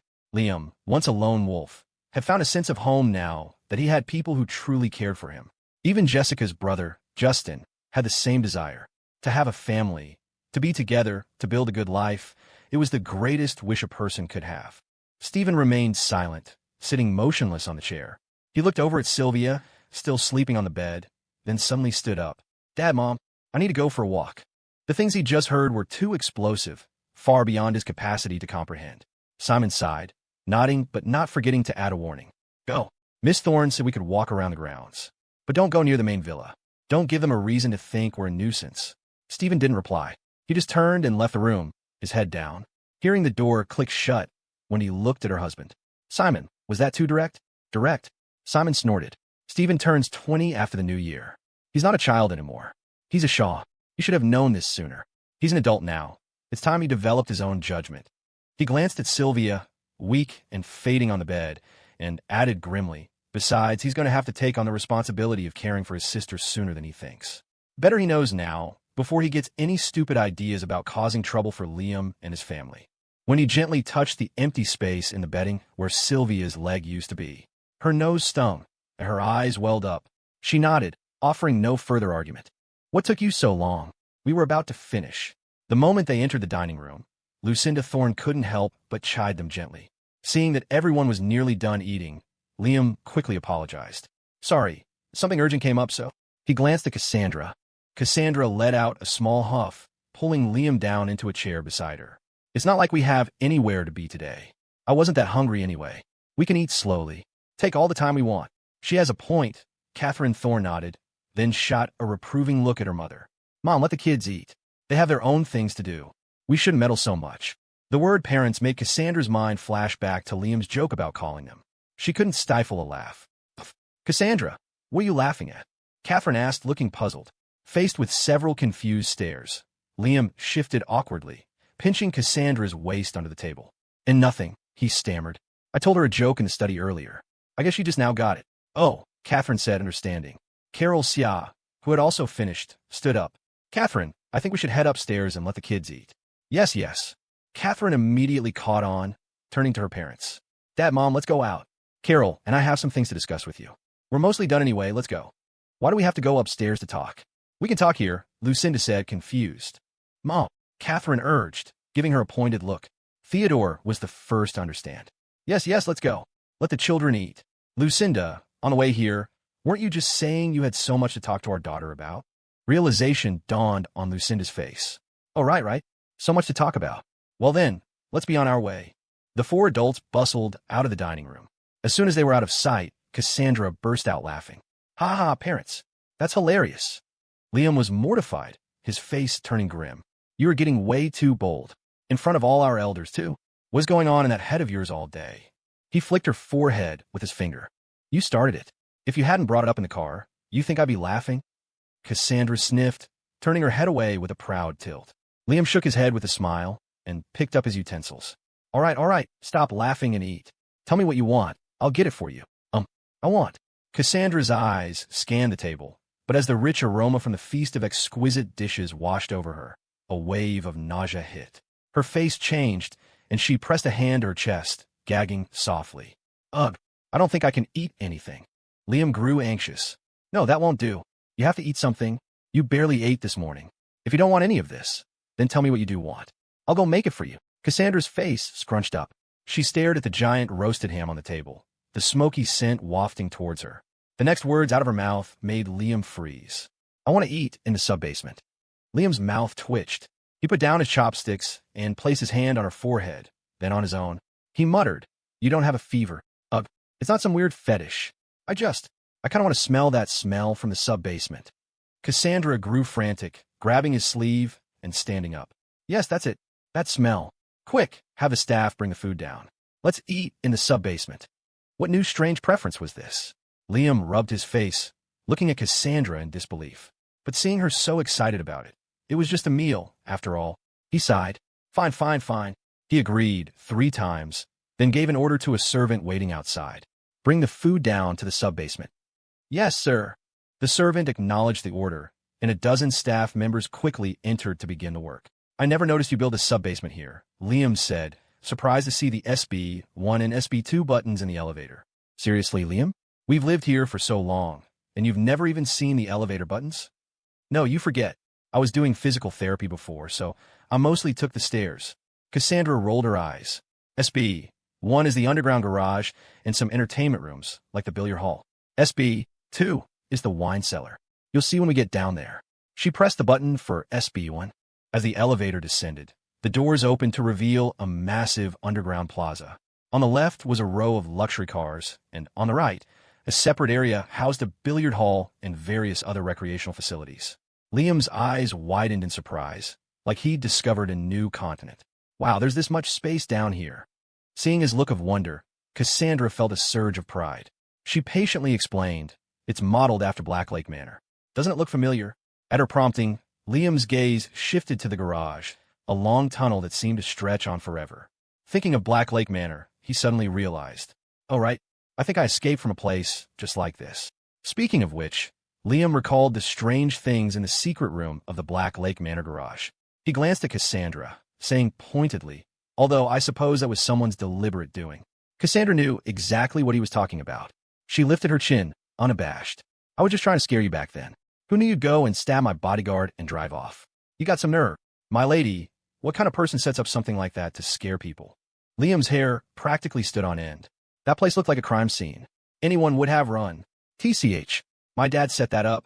It had nothing to do with me. How was I supposed to know you were such a coward? Fine, call me a coward. You can eat by yourself, then. I'm not joining you. No, wait. Good Liam, please eat with me. I was wrong. Big brother, you haven't called us in days. Why are you suddenly thinking of us now? Chloe asked from her phone screen, a hint of a pout in her voice as she walked up a staircase. Liam, parked on the side of the road, looked utterly troubled. Your sister-in-law has been a bit explosive lately. I'm calling you guys to ask what girls like. The reason was simple. For some reason, Cassandra had been in a foul mood for days. She would wake up with a scowl, and sometimes, even when it wasn't his fault, she'd be irritable for hours, her anxiety lasting the entire day. He had asked Evelyn about it afterward. Miss Thorne's pregnancy hormones are spiking. It's very normal for her to have trouble controlling her emotions. Mr. Lynn, perhaps you could just endure it for a few days. It should pass. I can endure other things, that's not a problem. The key is I was sleeping soundly this morning, and she woke up and just slapped me. Maybe you should sleep in separate beds. Do you really think Cassandra would agree to that? Perhaps you should ask Miss Ya and Miss Riley. Maybe they have some ideas. Miss Thorne's reaction is quite common. Pregnant women often can't control their emotions, especially as the months go on. It was because of Evelyn's response, seconded by Dr. Aiden, that Liam had made an excuse to get out of the house and call Chloe and Riley for help. "Brother-in-law, you finally called us. I thought you'd forgotten all about us." Just as Chloe reached Riley's room, the door flew open and Riley bounced out, dressed in a fluffy pink dress. "Riley, calm down. Brother Liam needs our help with something," Chloe said, putting on a serious face. "Right. I wanted to ask you too, do you know what Cassandra likes? Or just, what do you girls in general like?" Liam asked earnestly. Riley pulled Chloe into her room and tapped her chin, thinking hard. Chloe spoke up first. "Jewelry? Gold and silver? Maybe a nice bracelet or something. Leo gave me a gold bracelet a few days ago, and I was so happy I didn't even want to wear it." "You're so dense." Riley tapped Chloe on the head. "How could my sister possibly like that stuff? Besides, it's not like she's lacking any of it." Chloe rubbed her head, looking wronged. "That's true. My sister-in-law really doesn't need any of that." "Well, then I'm out of ideas. If she doesn't like that, I really don't know what to give her." This was why it was so difficult. For anyone else, throwing money at the problem would solve it. But this was Cassandra Thorne, a woman who wanted for nothing. He had already done all the standard romantic gestures, and with New Year's Eve approaching, Liam was truly stumped. On the other end of the line, both girls fell silent.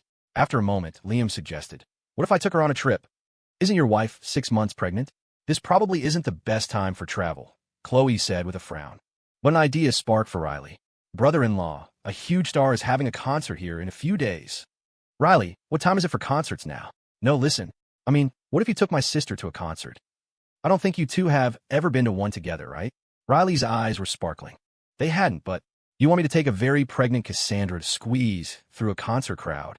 Liam's mouth twitched. He was clearly not on board with that idea. "No, have a singer come to your house. Your place is super convenient. I don't know about back home, but over here, these singers will perform anywhere for the right price." The royal family had a banquet a few days ago, and a bunch of stars were lined up to perform. "Brother-in-law, it would be so easy for you to invite a few of them." Riley was getting more and more excited. "Oh, right." Chloe was suddenly inspired too. "I used to hear about people proposing at concerts when I was in school. Brother Liam, I don't think you've ever properly proposed to my sister-in-law. You can invite a few singers over and use the opportunity to propose to her. She would probably be happy for ages." Listening to their chattering, their suggestions painting a vivid picture, a light bulb went off in Liam's head. What a brilliant idea. "I knew calling you two was the right move. That's what I'll do." Liam quickly hung up. On the other end, Riley pouted at the dial tone. "Seriously? He just hung up on us. I wasn't even finished talking. So cold." Chloe patted her shoulder. "You know his wife comes first. If it wasn't about her, he wouldn't have called us at all. We should just be happy he did." Meanwhile, Liam immediately dialed Princess Anna at the royal residence. Anna was having afternoon tea with Lord Charles when her phone rang. Seeing the caller ID, she shot up from her seat. "Dad, it's Liam." Charles, who had just taken a sip of his latte, choked and sputtered it out. Quick, answer it," he urged excitedly. Okay. Anna answered, putting the call on speakerphone. Liam's voice came through. "Princess Anna, sorry to bother you at this hour." It was the standard opening for someone who needed a favor. Anna knew the drill and smiled. "Don't say that. I'm so happy you called. Your grandfather is right here. Just tell us what you need." Liam cleared his throat. "Well, Cassandra hasn't been in the best of moods lately. And with New Year's Eve coming up, I was thinking of inviting a few singers over for a private concert and maybe propose to her during the show." "What a wonderful idea." Anna's eyes lit up. "How can we help?" Charles didn't speak, but he leaned forward, his eyes glued to Anna's phone. Liam coughed, sounding a bit embarrassed. "I don't have any connections to singers. Riley mentioned the royal banquet had a few performers. So I was wondering if I could find out their rates and then invite them over." His meaning was clear. Liam didn't have much cash left. Of the $30 million he'd taken from the Landon family, he'd spent a good chunk on various things. Now, he had less than $20 million left. Even the artificial snow for Christmas had been paid for by Caleb Thorne. The road ahead was long, and he couldn't keep running to the Thornes for everything. Could he? Anna and Charles immediately understood what Liam meant. Before Anna could respond, Charles jumped in. "Send me a list of who you want and the address. I'll have them clear their schedules." When the royal family requested someone, it was that simple. "Yes, Liam, just write up a list and send over the address. We can have them adjust their schedules," Anna added, nodding. "Thank you so much. I'll go edit the list right now," Liam replied with a smile before hanging up. As the screen went dark, Charles's expression was one of pure elation. He put his coffee cup down, then picked it back up as restless and excited as a lonely old man whose children were finally coming home to visit. Anna knew what was happening. She smiled at her father. "Dad, look how happy you are. You can barely hold your cup steady." "Hey, this is the first time Liam has ever asked for anything," Charles said solemnly, gazing out the window with a sigh. "You've seen it yourself. I'd offer him help, and he'd always refuse. We have this huge family, and I'd ask him to come back, and he'd just shake his head. I owe him so much. Now he's finally turned to me. How could I not be happy?" "You're right. The fact that he's reaching out means he still has you in his heart," Anna smiled. Seeing the list of names pop up on her phone, she composed herself. "All right, Dad. I'll go contact them and get their schedules cleared." "Good." Charles nodded repeatedly. Then a second later, he quickly added, "Oh, and remember to tell them, this is for my grandson. They're to give it their all, the same energy as a stadium concert. No half-hearted performances." "Of course, Dad. Don't you worry." After getting her instructions, Anna hurried off. A few days later, on various social media platforms, major international stars like Taylor Swift, Britney Spears, and Adele announced they would be absent from their scheduled New Year's Eve activities. The news of their collective cancellations became a trending topic. The comment sections exploded with speculation. What's going on? Didn't Taylor say she was doing a special this year? Who knows? Britney was supposed to be on that talk show, right? Is she not doing it anymore? Their IP addresses all seem to be in the US now, near NYC. Are they going to be on one of our New Year's Eve shows? OMG, for real? I checked, and a bunch of their locations changed. Could they really be coming here? Where is it happening? I need to buy tickets. When do they go on sale? As fans dug up the location changes of these famous singers, the internet buzzed with even more excitement. With New Year's Eve approaching, many TV networks were hosting specials, and netizens furiously debated which one had managed to book such a star-studded lineup. Little did they know, it wasn't a TV network that had invited them. "Dad, I've seen them hauling construction materials into the estate for the past 2 days. Are they building another house?" In the West Wing guest house, Simon Shaw watched from the window as workers in the distance assembled a large stage. "What they do is their business. If it doesn't concern us, don't meddle," Simon said coolly, not forgetting to glance over at Sylvia. On the bed, Sylvia had regained some of her strength. She was leaning against the headboard, holding a small bowl and eating her food one bite at a time, silent and withdrawn. "We live here, you know. It's not like I was planning on making trouble. Can't I just enjoy the drama?" Stephen muttered, sullenly closing the window. "I saw a lot of big trucks coming in when I was out for a walk yesterday. I wonder what they're up to," when he chimed in. "Whatever it is, it's none of our business. Let's not worry about it. Just do what you need to do," Simon said, shaking his head, his gaze fixed worriedly on Sylvia. Wendy sighed and finally walked over, closing the door. This time, the invited performers were all A-listers. Once celebrities of this caliber had an event, word spread quickly through the industry. Brandon Jung, the director, had heard the rumors. He sent people to investigate and discovered that they were all staying in the same area of NYC, Maplewood Manor. Brandon was ecstatic. He immediately called Liam. Liam, who had just finished breakfast, was a bit surprised to see the call. "Brandon, why are you calling me at this hour?" "Hey man, I hear you're doing pretty well for yourself these days. You even got Britney and Adele to come over. Are you about to take over the world?" As soon as he heard Liam's voice, Brandon's own voice was practically booming with excitement. Liam quickly pulled the phone away from his ear, frowning. "How did you know?" "It's all over the industry grapevine." "How can I not know?" Brandon chuckled. Then his tone shifted, becoming obsequious. "So, Liam, there's a little favor I wanted to ask you." "Go on." "Well, I have this new artist under me, Laura Quinn. She's one of the rising stars. I was thinking, since you're hosting a concert, could she maybe come by, make some connections, learn from the best?" Liam hadn't expected this. He frowned. "This is a private event. It's not open to the public, and I haven't invited any media, so there won't be any real exposure." "That's fine. The people you've invited are international legends. Just letting my artist get a look is a huge deal. Who knows, maybe some sparks will fly. She could learn a thing or two. It's never a bad thing to learn, right?" Brandon wouldn't give up. As a small-time director, he had managed to get a foot in the door, but he mostly directed minor shows. Besides the dating show Liam and Riley had been on, which had made him a fortune, his other projects had barely made a splash. With such a golden opportunity, he wasn't about to let it go. Just making a connection could be a huge help for future collaborations. To Liam, Brandon was someone who had helped him in the past, at least by treating him well on the show and giving him a job when he was struggling. If it was just for her to show up, it was a reasonable request. Liam nodded. "All right, she can come, but she needs to be quick. New Year's Eve is tomorrow, and everyone will be here by noon.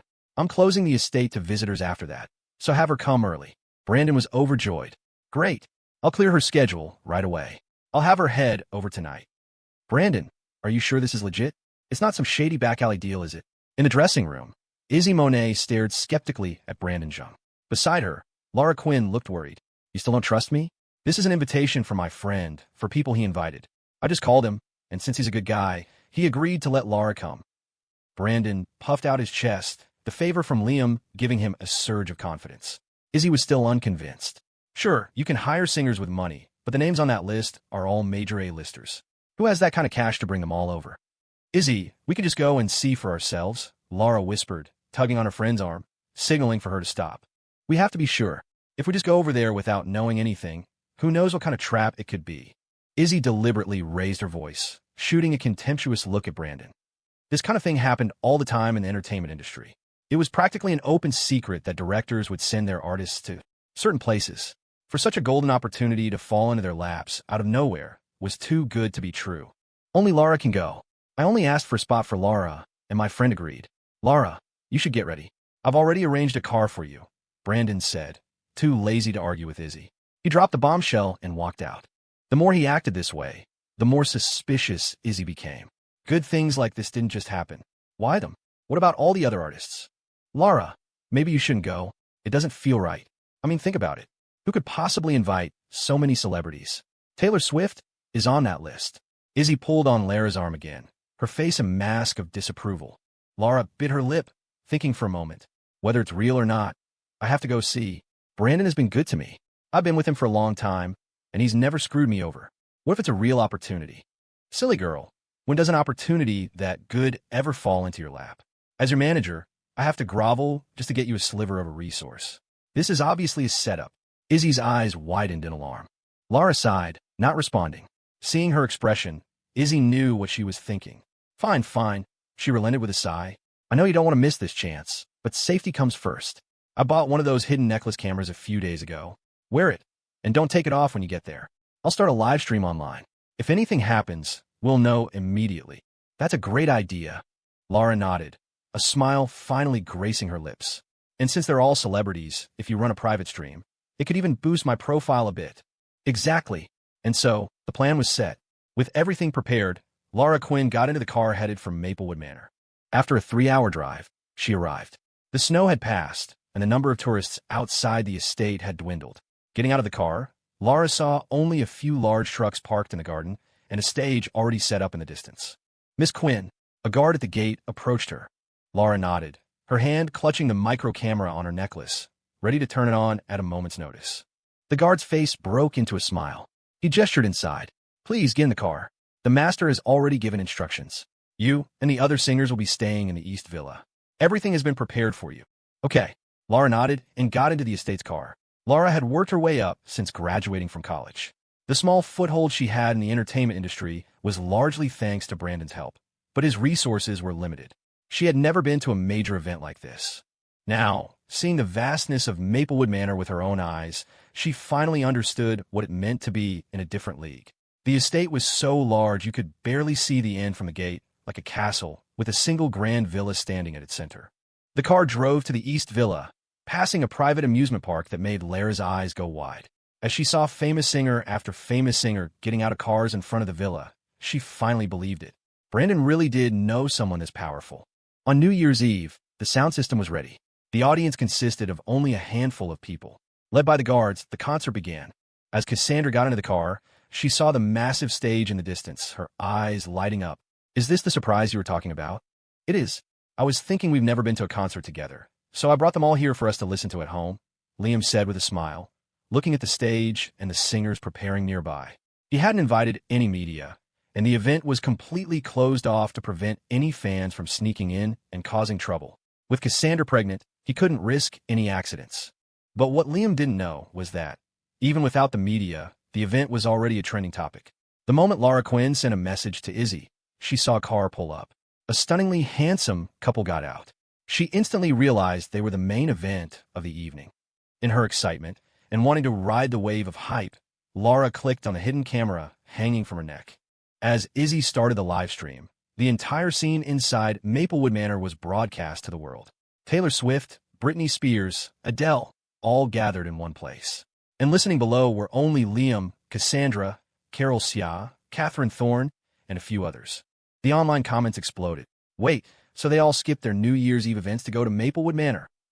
Isn't that factory guy? So that estate really is his? Holy SHD. He invited all of them? Don't these people cost like $100 million pop? $100 million isn't enough.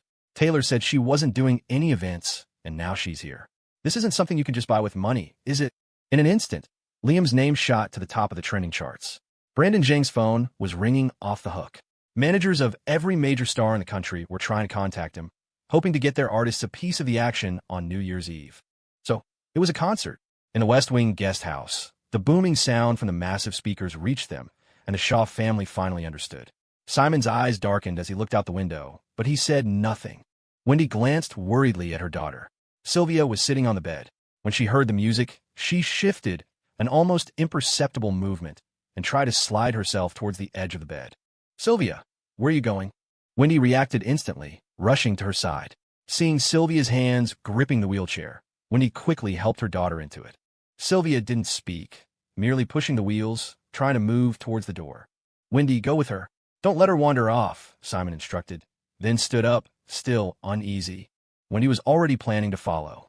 She stood behind Sylvia, trying to persuade her. Sylvia, they're having a concert over there. It's crowded. We shouldn't join the commotion. But it wasn't crowded. They were on the Thorne family's property. In the entire day, aside from the trucks setting up the stage, they hadn't seen more than a handful of people. Sylvia's gaze was fixed on the flashing lights in the distance. The lyrics of a song drifted over. She bit her lip, her voice pleading, I want to go see. What for? It's dangerous outside, and it's getting cold. We should stay here. Once you're better, we can go home. Why can't I go out? Liam never said I couldn't.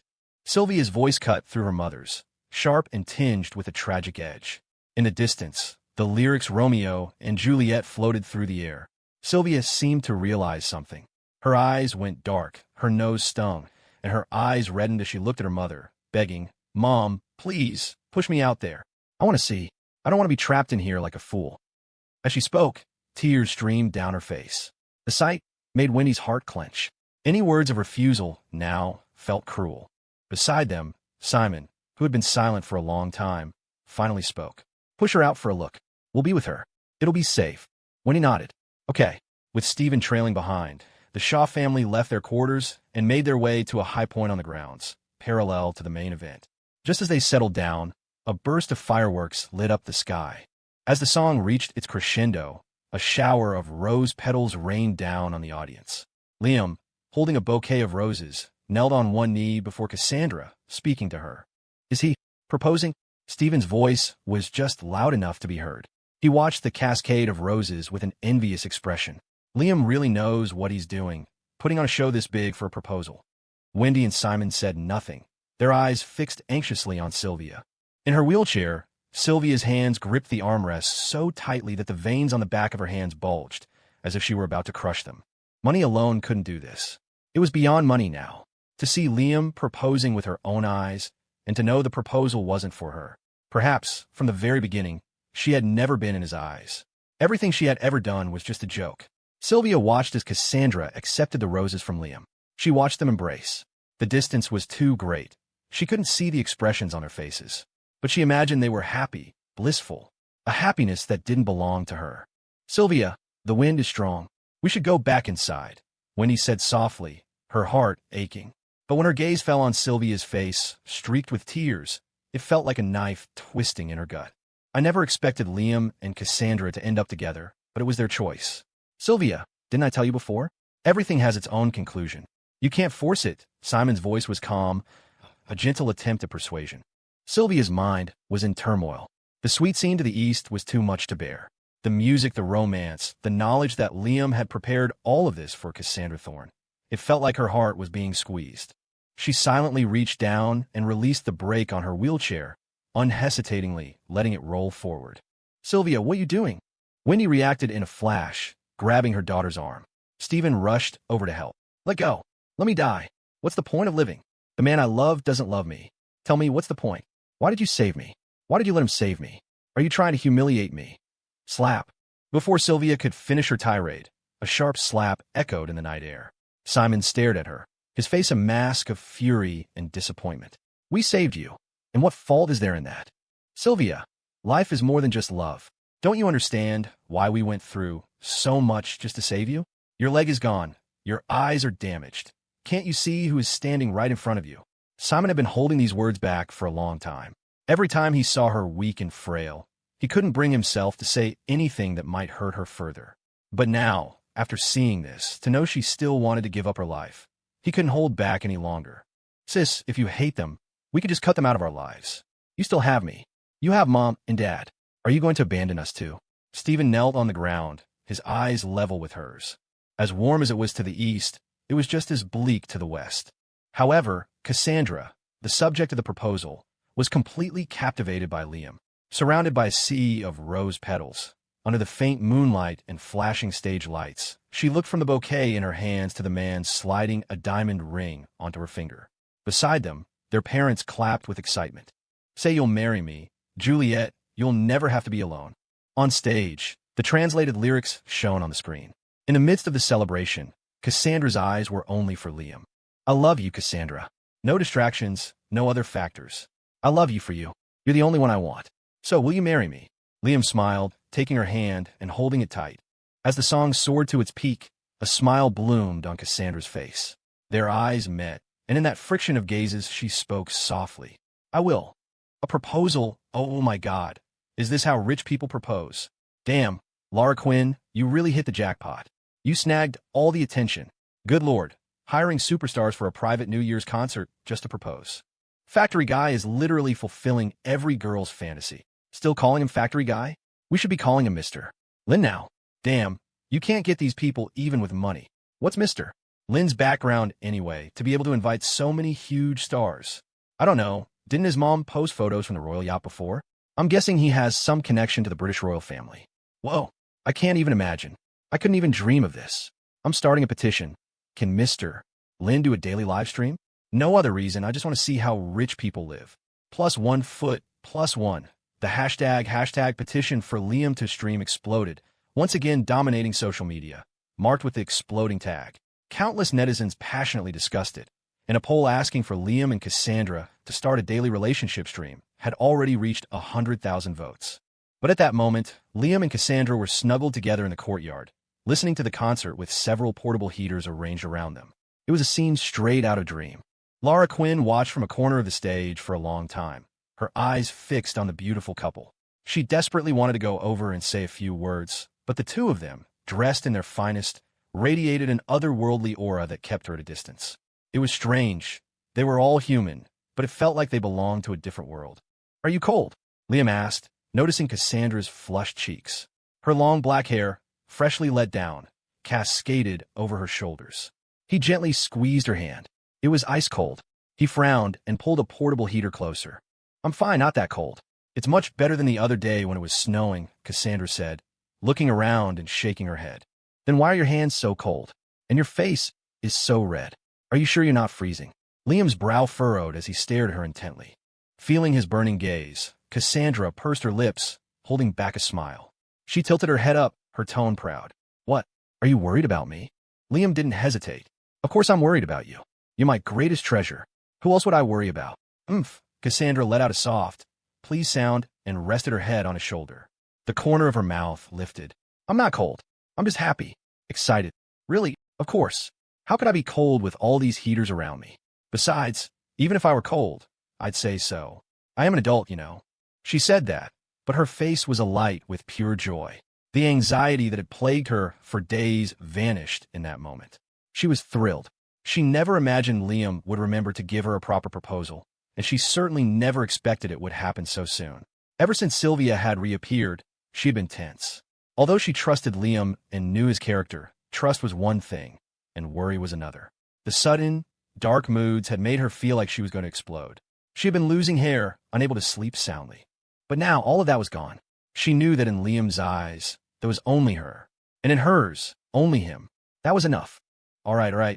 You're an adult, Liam chuckled, wrapping an arm around her shoulders and pulling her into his embrace, right there in the open. The lively concert came to a close late at night. The atmosphere was different from a public show. There were no screaming fans, just the lingering melody of slow songs. Eventually, Cassandra fell asleep. She was like a little kitten, her hand clutching his collar as she slept soundly on his shoulder, her soft snores audible if you leaned in close. You should take her back to sleep.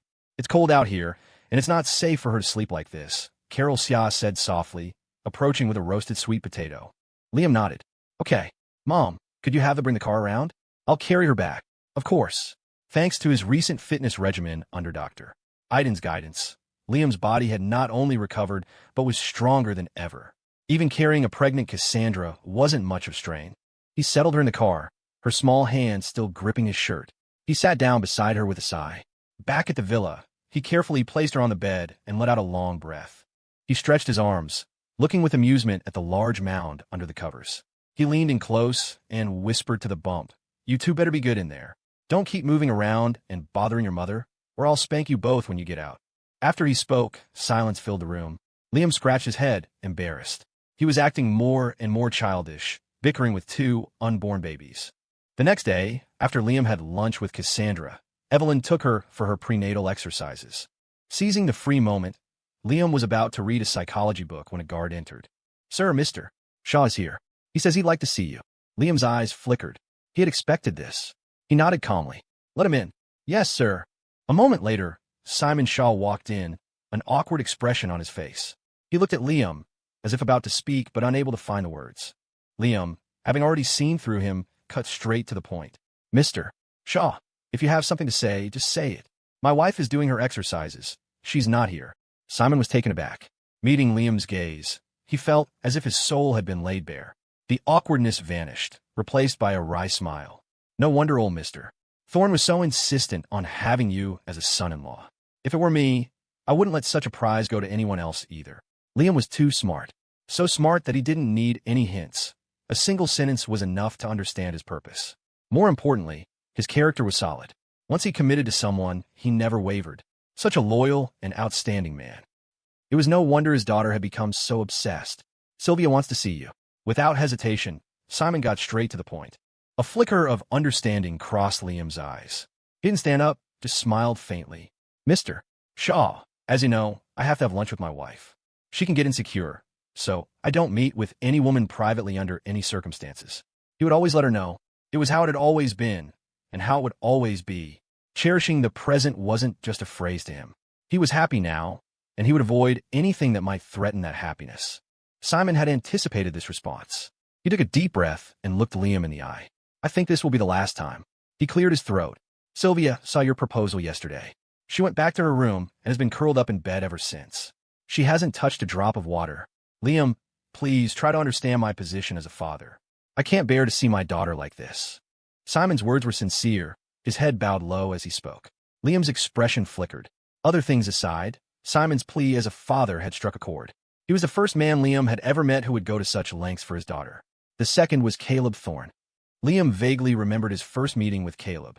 At the time, Caleb had claimed to have his best interests at heart, but every word was clearly from Cassandra's perspective. Principles, righteousness, in the face of one's own flesh and blood. Unless you were truly deranged, no one could remain completely detached. Seeing Liam's silence, Simon knew he'd hit a nerve. He took another deep breath and pleaded again. "I know Miss Thorne has always been against you seeing Sylvia, but this should be the last time. You're the only one who can help Sylvia find closure. Liam, I'm begging you." If it weren't for the guards outside, Liam was certain Simon would have knelt. He pressed his lips together, staring at the glass of water in front of him. "All right, I'll go see her. But let me be clear, this is the last time. And I want Dr. Aiden to be present." It was to avoid any misunderstandings. As a doctor, Aiden's presence was logical. Simon, of course, had no objections. He nodded repeatedly, his eyes welling with tears of relief. "That's wonderful. Thank you, Liam." They got into a car at the villa entrance and drove to the West guest house. As soon as Liam stepped out, he could hear the desperate pleas of Wendy and Stephen from inside. "Sylvia, just eat a little. Your body has just started to recover. You can't starve yourself like this. I'm begging you, Sylvia. I'll get on my knees for you, right? Sis, he's just one guy. There are so many men in the world. Why hang yourself up on one tree?" Simon glanced at Liam, embarrassed, and cleared his throat. A moment later, the door opened, and Wendy and Stephen came out. Unlike before, Stephen's hostility was gone. He looked at Liam, and for the first time, his tone changed. "Liam, could you go in and see my sister?" She won't eat. It's been almost a day. Wendy, her eyes filled with tears, struggled to speak. Liam, go on in and see her. We'll wait out here, Simon said, gesturing to the door. Liam exchanged a look with Dr. Aiden, then nodded and pushed open the door. Aiden took a seat by the entrance, closing the door behind him and keeping a watchful eye on Sylvia. The scene inside was wretched. Sylvia's hair was a mess, her eyes red and swollen. She clutched a blanket, her body looking even thinner now that she was missing a leg. If it weren't for the terrible things she had done out of obsession, perhaps Liam might have felt a shred of pity. He pulled a stool from the side and sat down by the bed, looking at her without a word. The atmosphere in the room was heavy with silence. Sylvia's gaze shifted to the side of the bed. All she could see was the bright light of day silhouetting Liam's form. She couldn't make out his features, only his shape, unchanged from before, exactly as he was when she had first fallen for him. Meeting her eyes, Liam could clearly see the resentment there. But now it had all turned to dust. The past was nothing more than a dream. Miss Shaw, he said slowly, it's time to wake up. The atmosphere instantly tensed.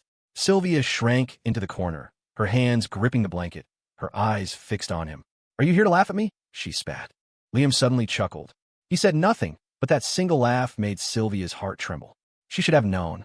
After all this time, she should have understood him. When had he ever cared about anyone outside his own family? Why had he ever kicked someone when they were down? Why would he come and mock her? Her own words proved she had never understood him at all. All her so-called love was a joke. Sylvia seemed to understand. She lowered her head, refusing to say another word. Liam smiled. Miss Shaw, do you know Jessica Fong? At the mention of that name, Sylvia flinched, her eyes snapping up to meet his. She should be on her way to trial by now, Liam said with a sigh. A pity. She won't even get to see her family one last time. Sylvia didn't understand. Why are you bringing her up? Liam paid her no mind. If we're talking about the impact, I'd say that no matter the motive, what you and she caused isn't much different. To Liam, they were both unforgivable. What are you trying to say? Sylvia demanded. Liam just smiled faintly. You still don't get it? He stared at her, the smile vanishing from his face as his tone turned severe. If you didn't have the family you have, do you think you'd have a chance to turn over a new leaf? A chance to see me again? A chance to enjoy the beauty of this world? Before, Liam would never have used family as a reason. But now he understood all too well. The only difference between Sylvia and Jessica was the power of their families backing them. But Sylvia was never satisfied. His words landed, and Sylvia's face went deathly pale. She had heard about Jessica's case. She was facing a trial soon. Compared to her, Sylvia was alive, had kept her life entirely because of her parents. Her parents, who had used every connection, who had swallowed all their pride just to clean up her mess and save her life. Sylvia's already pale face grew even whiter. She stared at Liam, her lips moving but no words coming out. Her hands fumbled weakly on the bed sheets, clutching the quilt before sinking into the empty space where her leg used to be. Tears streamed down her face, and she screamed at him like a madwoman, her hair flying. What about my leg? I lost a leg. What? Are you going to say you pity me, but it would just make Cassandra uncomfortable? Yes, she's uncomfortable, but I've lost a leg. I'm not even a whole person anymore. Watching her histrionics, Liam's face was filled with contempt. His expression was calm as he stated coolly, Sylvia, don't get it twisted. You lost a leg, but you deserved it. If it wasn't for your father, do you think I would ever want to see you again? Do you think you'd still be alive, clinging to this life? His words stripped her of all her rage. There was no moral high ground left. Everything that had happened was her own doing. She buried her face in the covers, her shaking shoulders the only sign of her tears. The room fell to an icy silence. After a long while, Sylvia's faint voice emerged. Liam, tell me, do you really love Cassandra? Do you really love her as a person, even after everything she did to you? She suddenly lifted her face, her tear-filled eyes locking onto his. Be honest. I want you to tell me the truth. I want to know what you really think. Liam was exhausted. He couldn't believe she was still fixated on this. He looked at her, exasperated. Whether I love her or not, haven't you already seen it? He said with a small laugh. Sylvia, you always said that if I had amnesia, or if you had met me first, the ending would have been different, right? Sylvia nodded desperately. Liam just shook his head, explaining patiently, actually that time at the Landon estate. Do you remember? You were sketching my portrait, and I fainted on the rooftop. I remember. You had heat stroke. I was so worried, but Cassandra's people were hogging the room and wouldn't let me in. Sylvia said frantically. Liam shook his head. The truth is, I had already regained my memory by then. I remembered who you were. At that point, I didn't have any particularly deep feelings for Cassandra, and I already knew your identity. He recounted the events calmly. Listening to him, Sylvia's eyes widened in shock. You're saying, you remembered who I was back then? Liam smiled. Otherwise, I wouldn't have said what I did to you in the gazebo. So, you already knew back then. It was like a fatal counterattack. Sylvia froze, staring at him, then down at the sunken part of the quilt. She knew, of course, that Liam had always seemed to hate Cassandra's constant pursuit. At least, that's how it had looked to her. Otherwise, Cassandra wouldn't have had to go to such lengths to crash their engagement party. And Liam had been planning to run away, a plan he hadn't told anyone. So he had known all along. He had remembered. And the choice he made back then. It wasn't her. Heh. Sylvia suddenly laughed. She covered her face, her messy hair falling through her fingers, obscuring her face. She laughed like a madwoman. Ha ha ha ha. No wonder. No wonder I couldn't find you afterward. No wonder even when I found you, you pretended to have amnesia. It turns out I was your shield. I was just a supporting character in this play of yours. Her laughter was desolate, like a weed in a barren field, bent and broken by the wind. Seeing her like this, Liam glanced at the time on his phone. He had no desire to stay any longer. He cast one last look at her and delivered his final line. Cherish the life your parents fought so hard to save for you. It doesn't belong to you anymore. You have no right to give it up. With that, he stood up, exchanged a glance with Dr. Aiden, and left the room without a second's hesitation. As he emerged, Simon and the others rushed over. Just as the door closed, Simon caught a glimpse of Sylvia laughing maniacally on the bed. Liam, how did it go? He asked, his voice tense. Sylvia, has she come to her senses? Looking at their anxious faces, Liam just shook his head with a faint smile. How would I know? But I've said everything I needed to say. If she's smart enough, she'll know what to do from now on. Good. Simon nodded, knowing this chapter was closed. He grabbed Liam's hand, full of gratitude. Thank you, Liam. Sylvia has done so many terrible things. Thank you for still coming to talk to her, for forgiving. Stop. Before Simon could finish, Liam cut him off. Mr. Shaw, my wife and I have never forgiven her. My wife isn't pursuing it because she loves me and considers my feelings. I'm not pursuing it because of the care you showed me in my youth. It's an equal exchange. My wife and I will not forgive, but we will not entangle ourselves with this any further. Liam's mind was always clear, except when it came to Cassandra. He kept everything compartmentalized. Startled by his bluntness, Simon stared at him in disbelief. It was incredible. When he was Liam's age, he'd never had such clarity. And here Liam was, laying it all out so rationally. It would be a real shame if such a talent was wasted. He nodded quickly. Liam, I understand what you mean. But for your help this time, our family truly owes you a debt. If there is ever anything you need from the Shaw family in the future, just ask. I, Simon Shaw, will do everything in my power to help. An offer of a favor, free of charge. No reason to refuse. Liam said no more, just give a small nod. I'll go check on my daughter now. Wendy, quickly, let's go in. Watch Sylvia. Don't let her do anything foolish. Simon urged, pulling Wendy into the room. As he got into the car, just before it drove away, Liam glanced out the window. He saw Stephen, who had been silent in the corner the whole time, standing at the door of the guest house. He gave Liam a deep, formal bow. You're not sending them off with a private jet? At lunch, after listening to Liam's account, Cassandra asked coolly. No need. Almost instinctively, Liam shook his head. I've helped once. There's no need to help a second time. The words came out, and he glanced over at Cassandra. Seeing her probing expression, he laughed. All right, still testing me, even now? Caught, Cassandra lifted her chin proudly. I am not. Who has the time for that? As if I have nothing better to do than test you. She was always like this when she was being stubborn. Liam knew it all too well. TCH, if I had nodded just now, you would have thrown another fit. You think I don't know you by now? Liam grumbled. After all this time, he knew her personality inside and out. She was stubborn on the outside, but soft on the inside. She looked cold and ruthless, but her heart was incredibly fragile. Exposed, Cassandra blushed. So what? That woman has a history with you. I know exactly what's on her mind. I'm not allowed to be a little vigilant. Fine, you can. Of course you can. Oomph.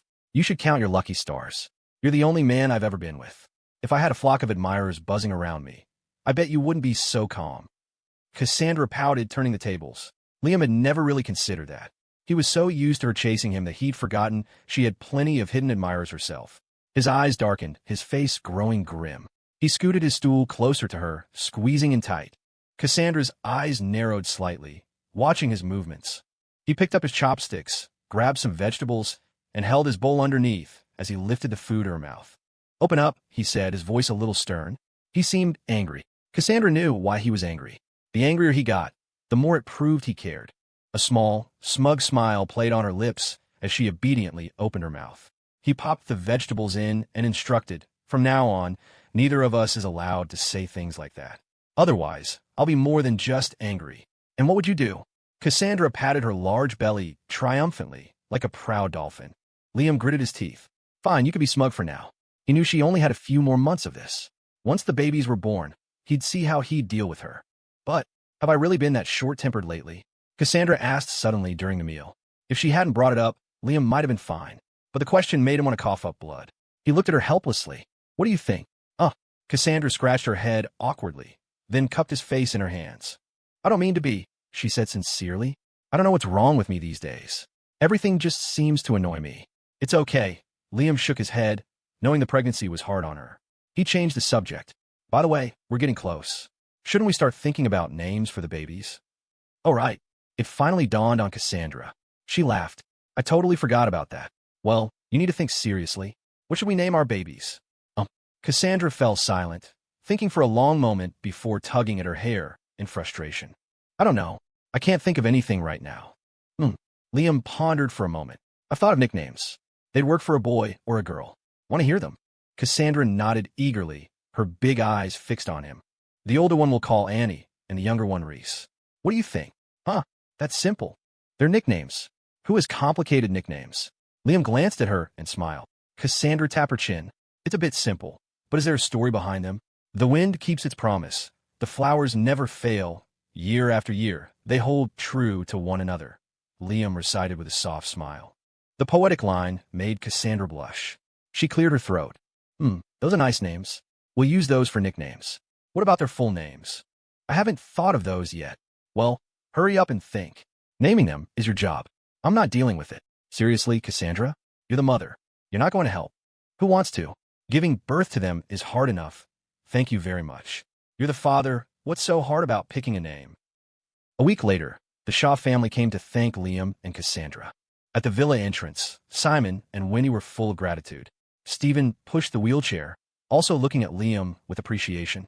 In the wheelchair, Sylvia kept her head down, hair falling over her face, hiding most of it.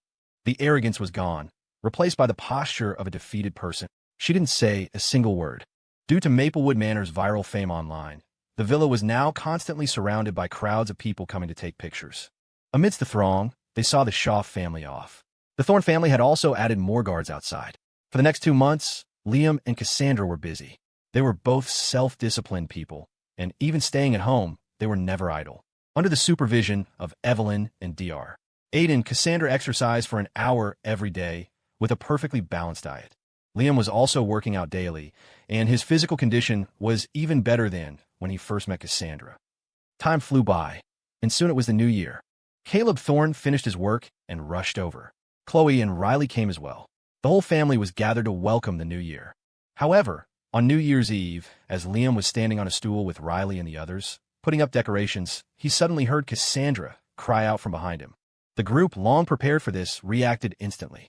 They quickly called for Evelyn and Dr. Aiden. Professional medical equipment had already been prepared, and a sterile room had been set up in the villa specifically for the delivery. Outside, a fleet of medical staff drove through the night to get there.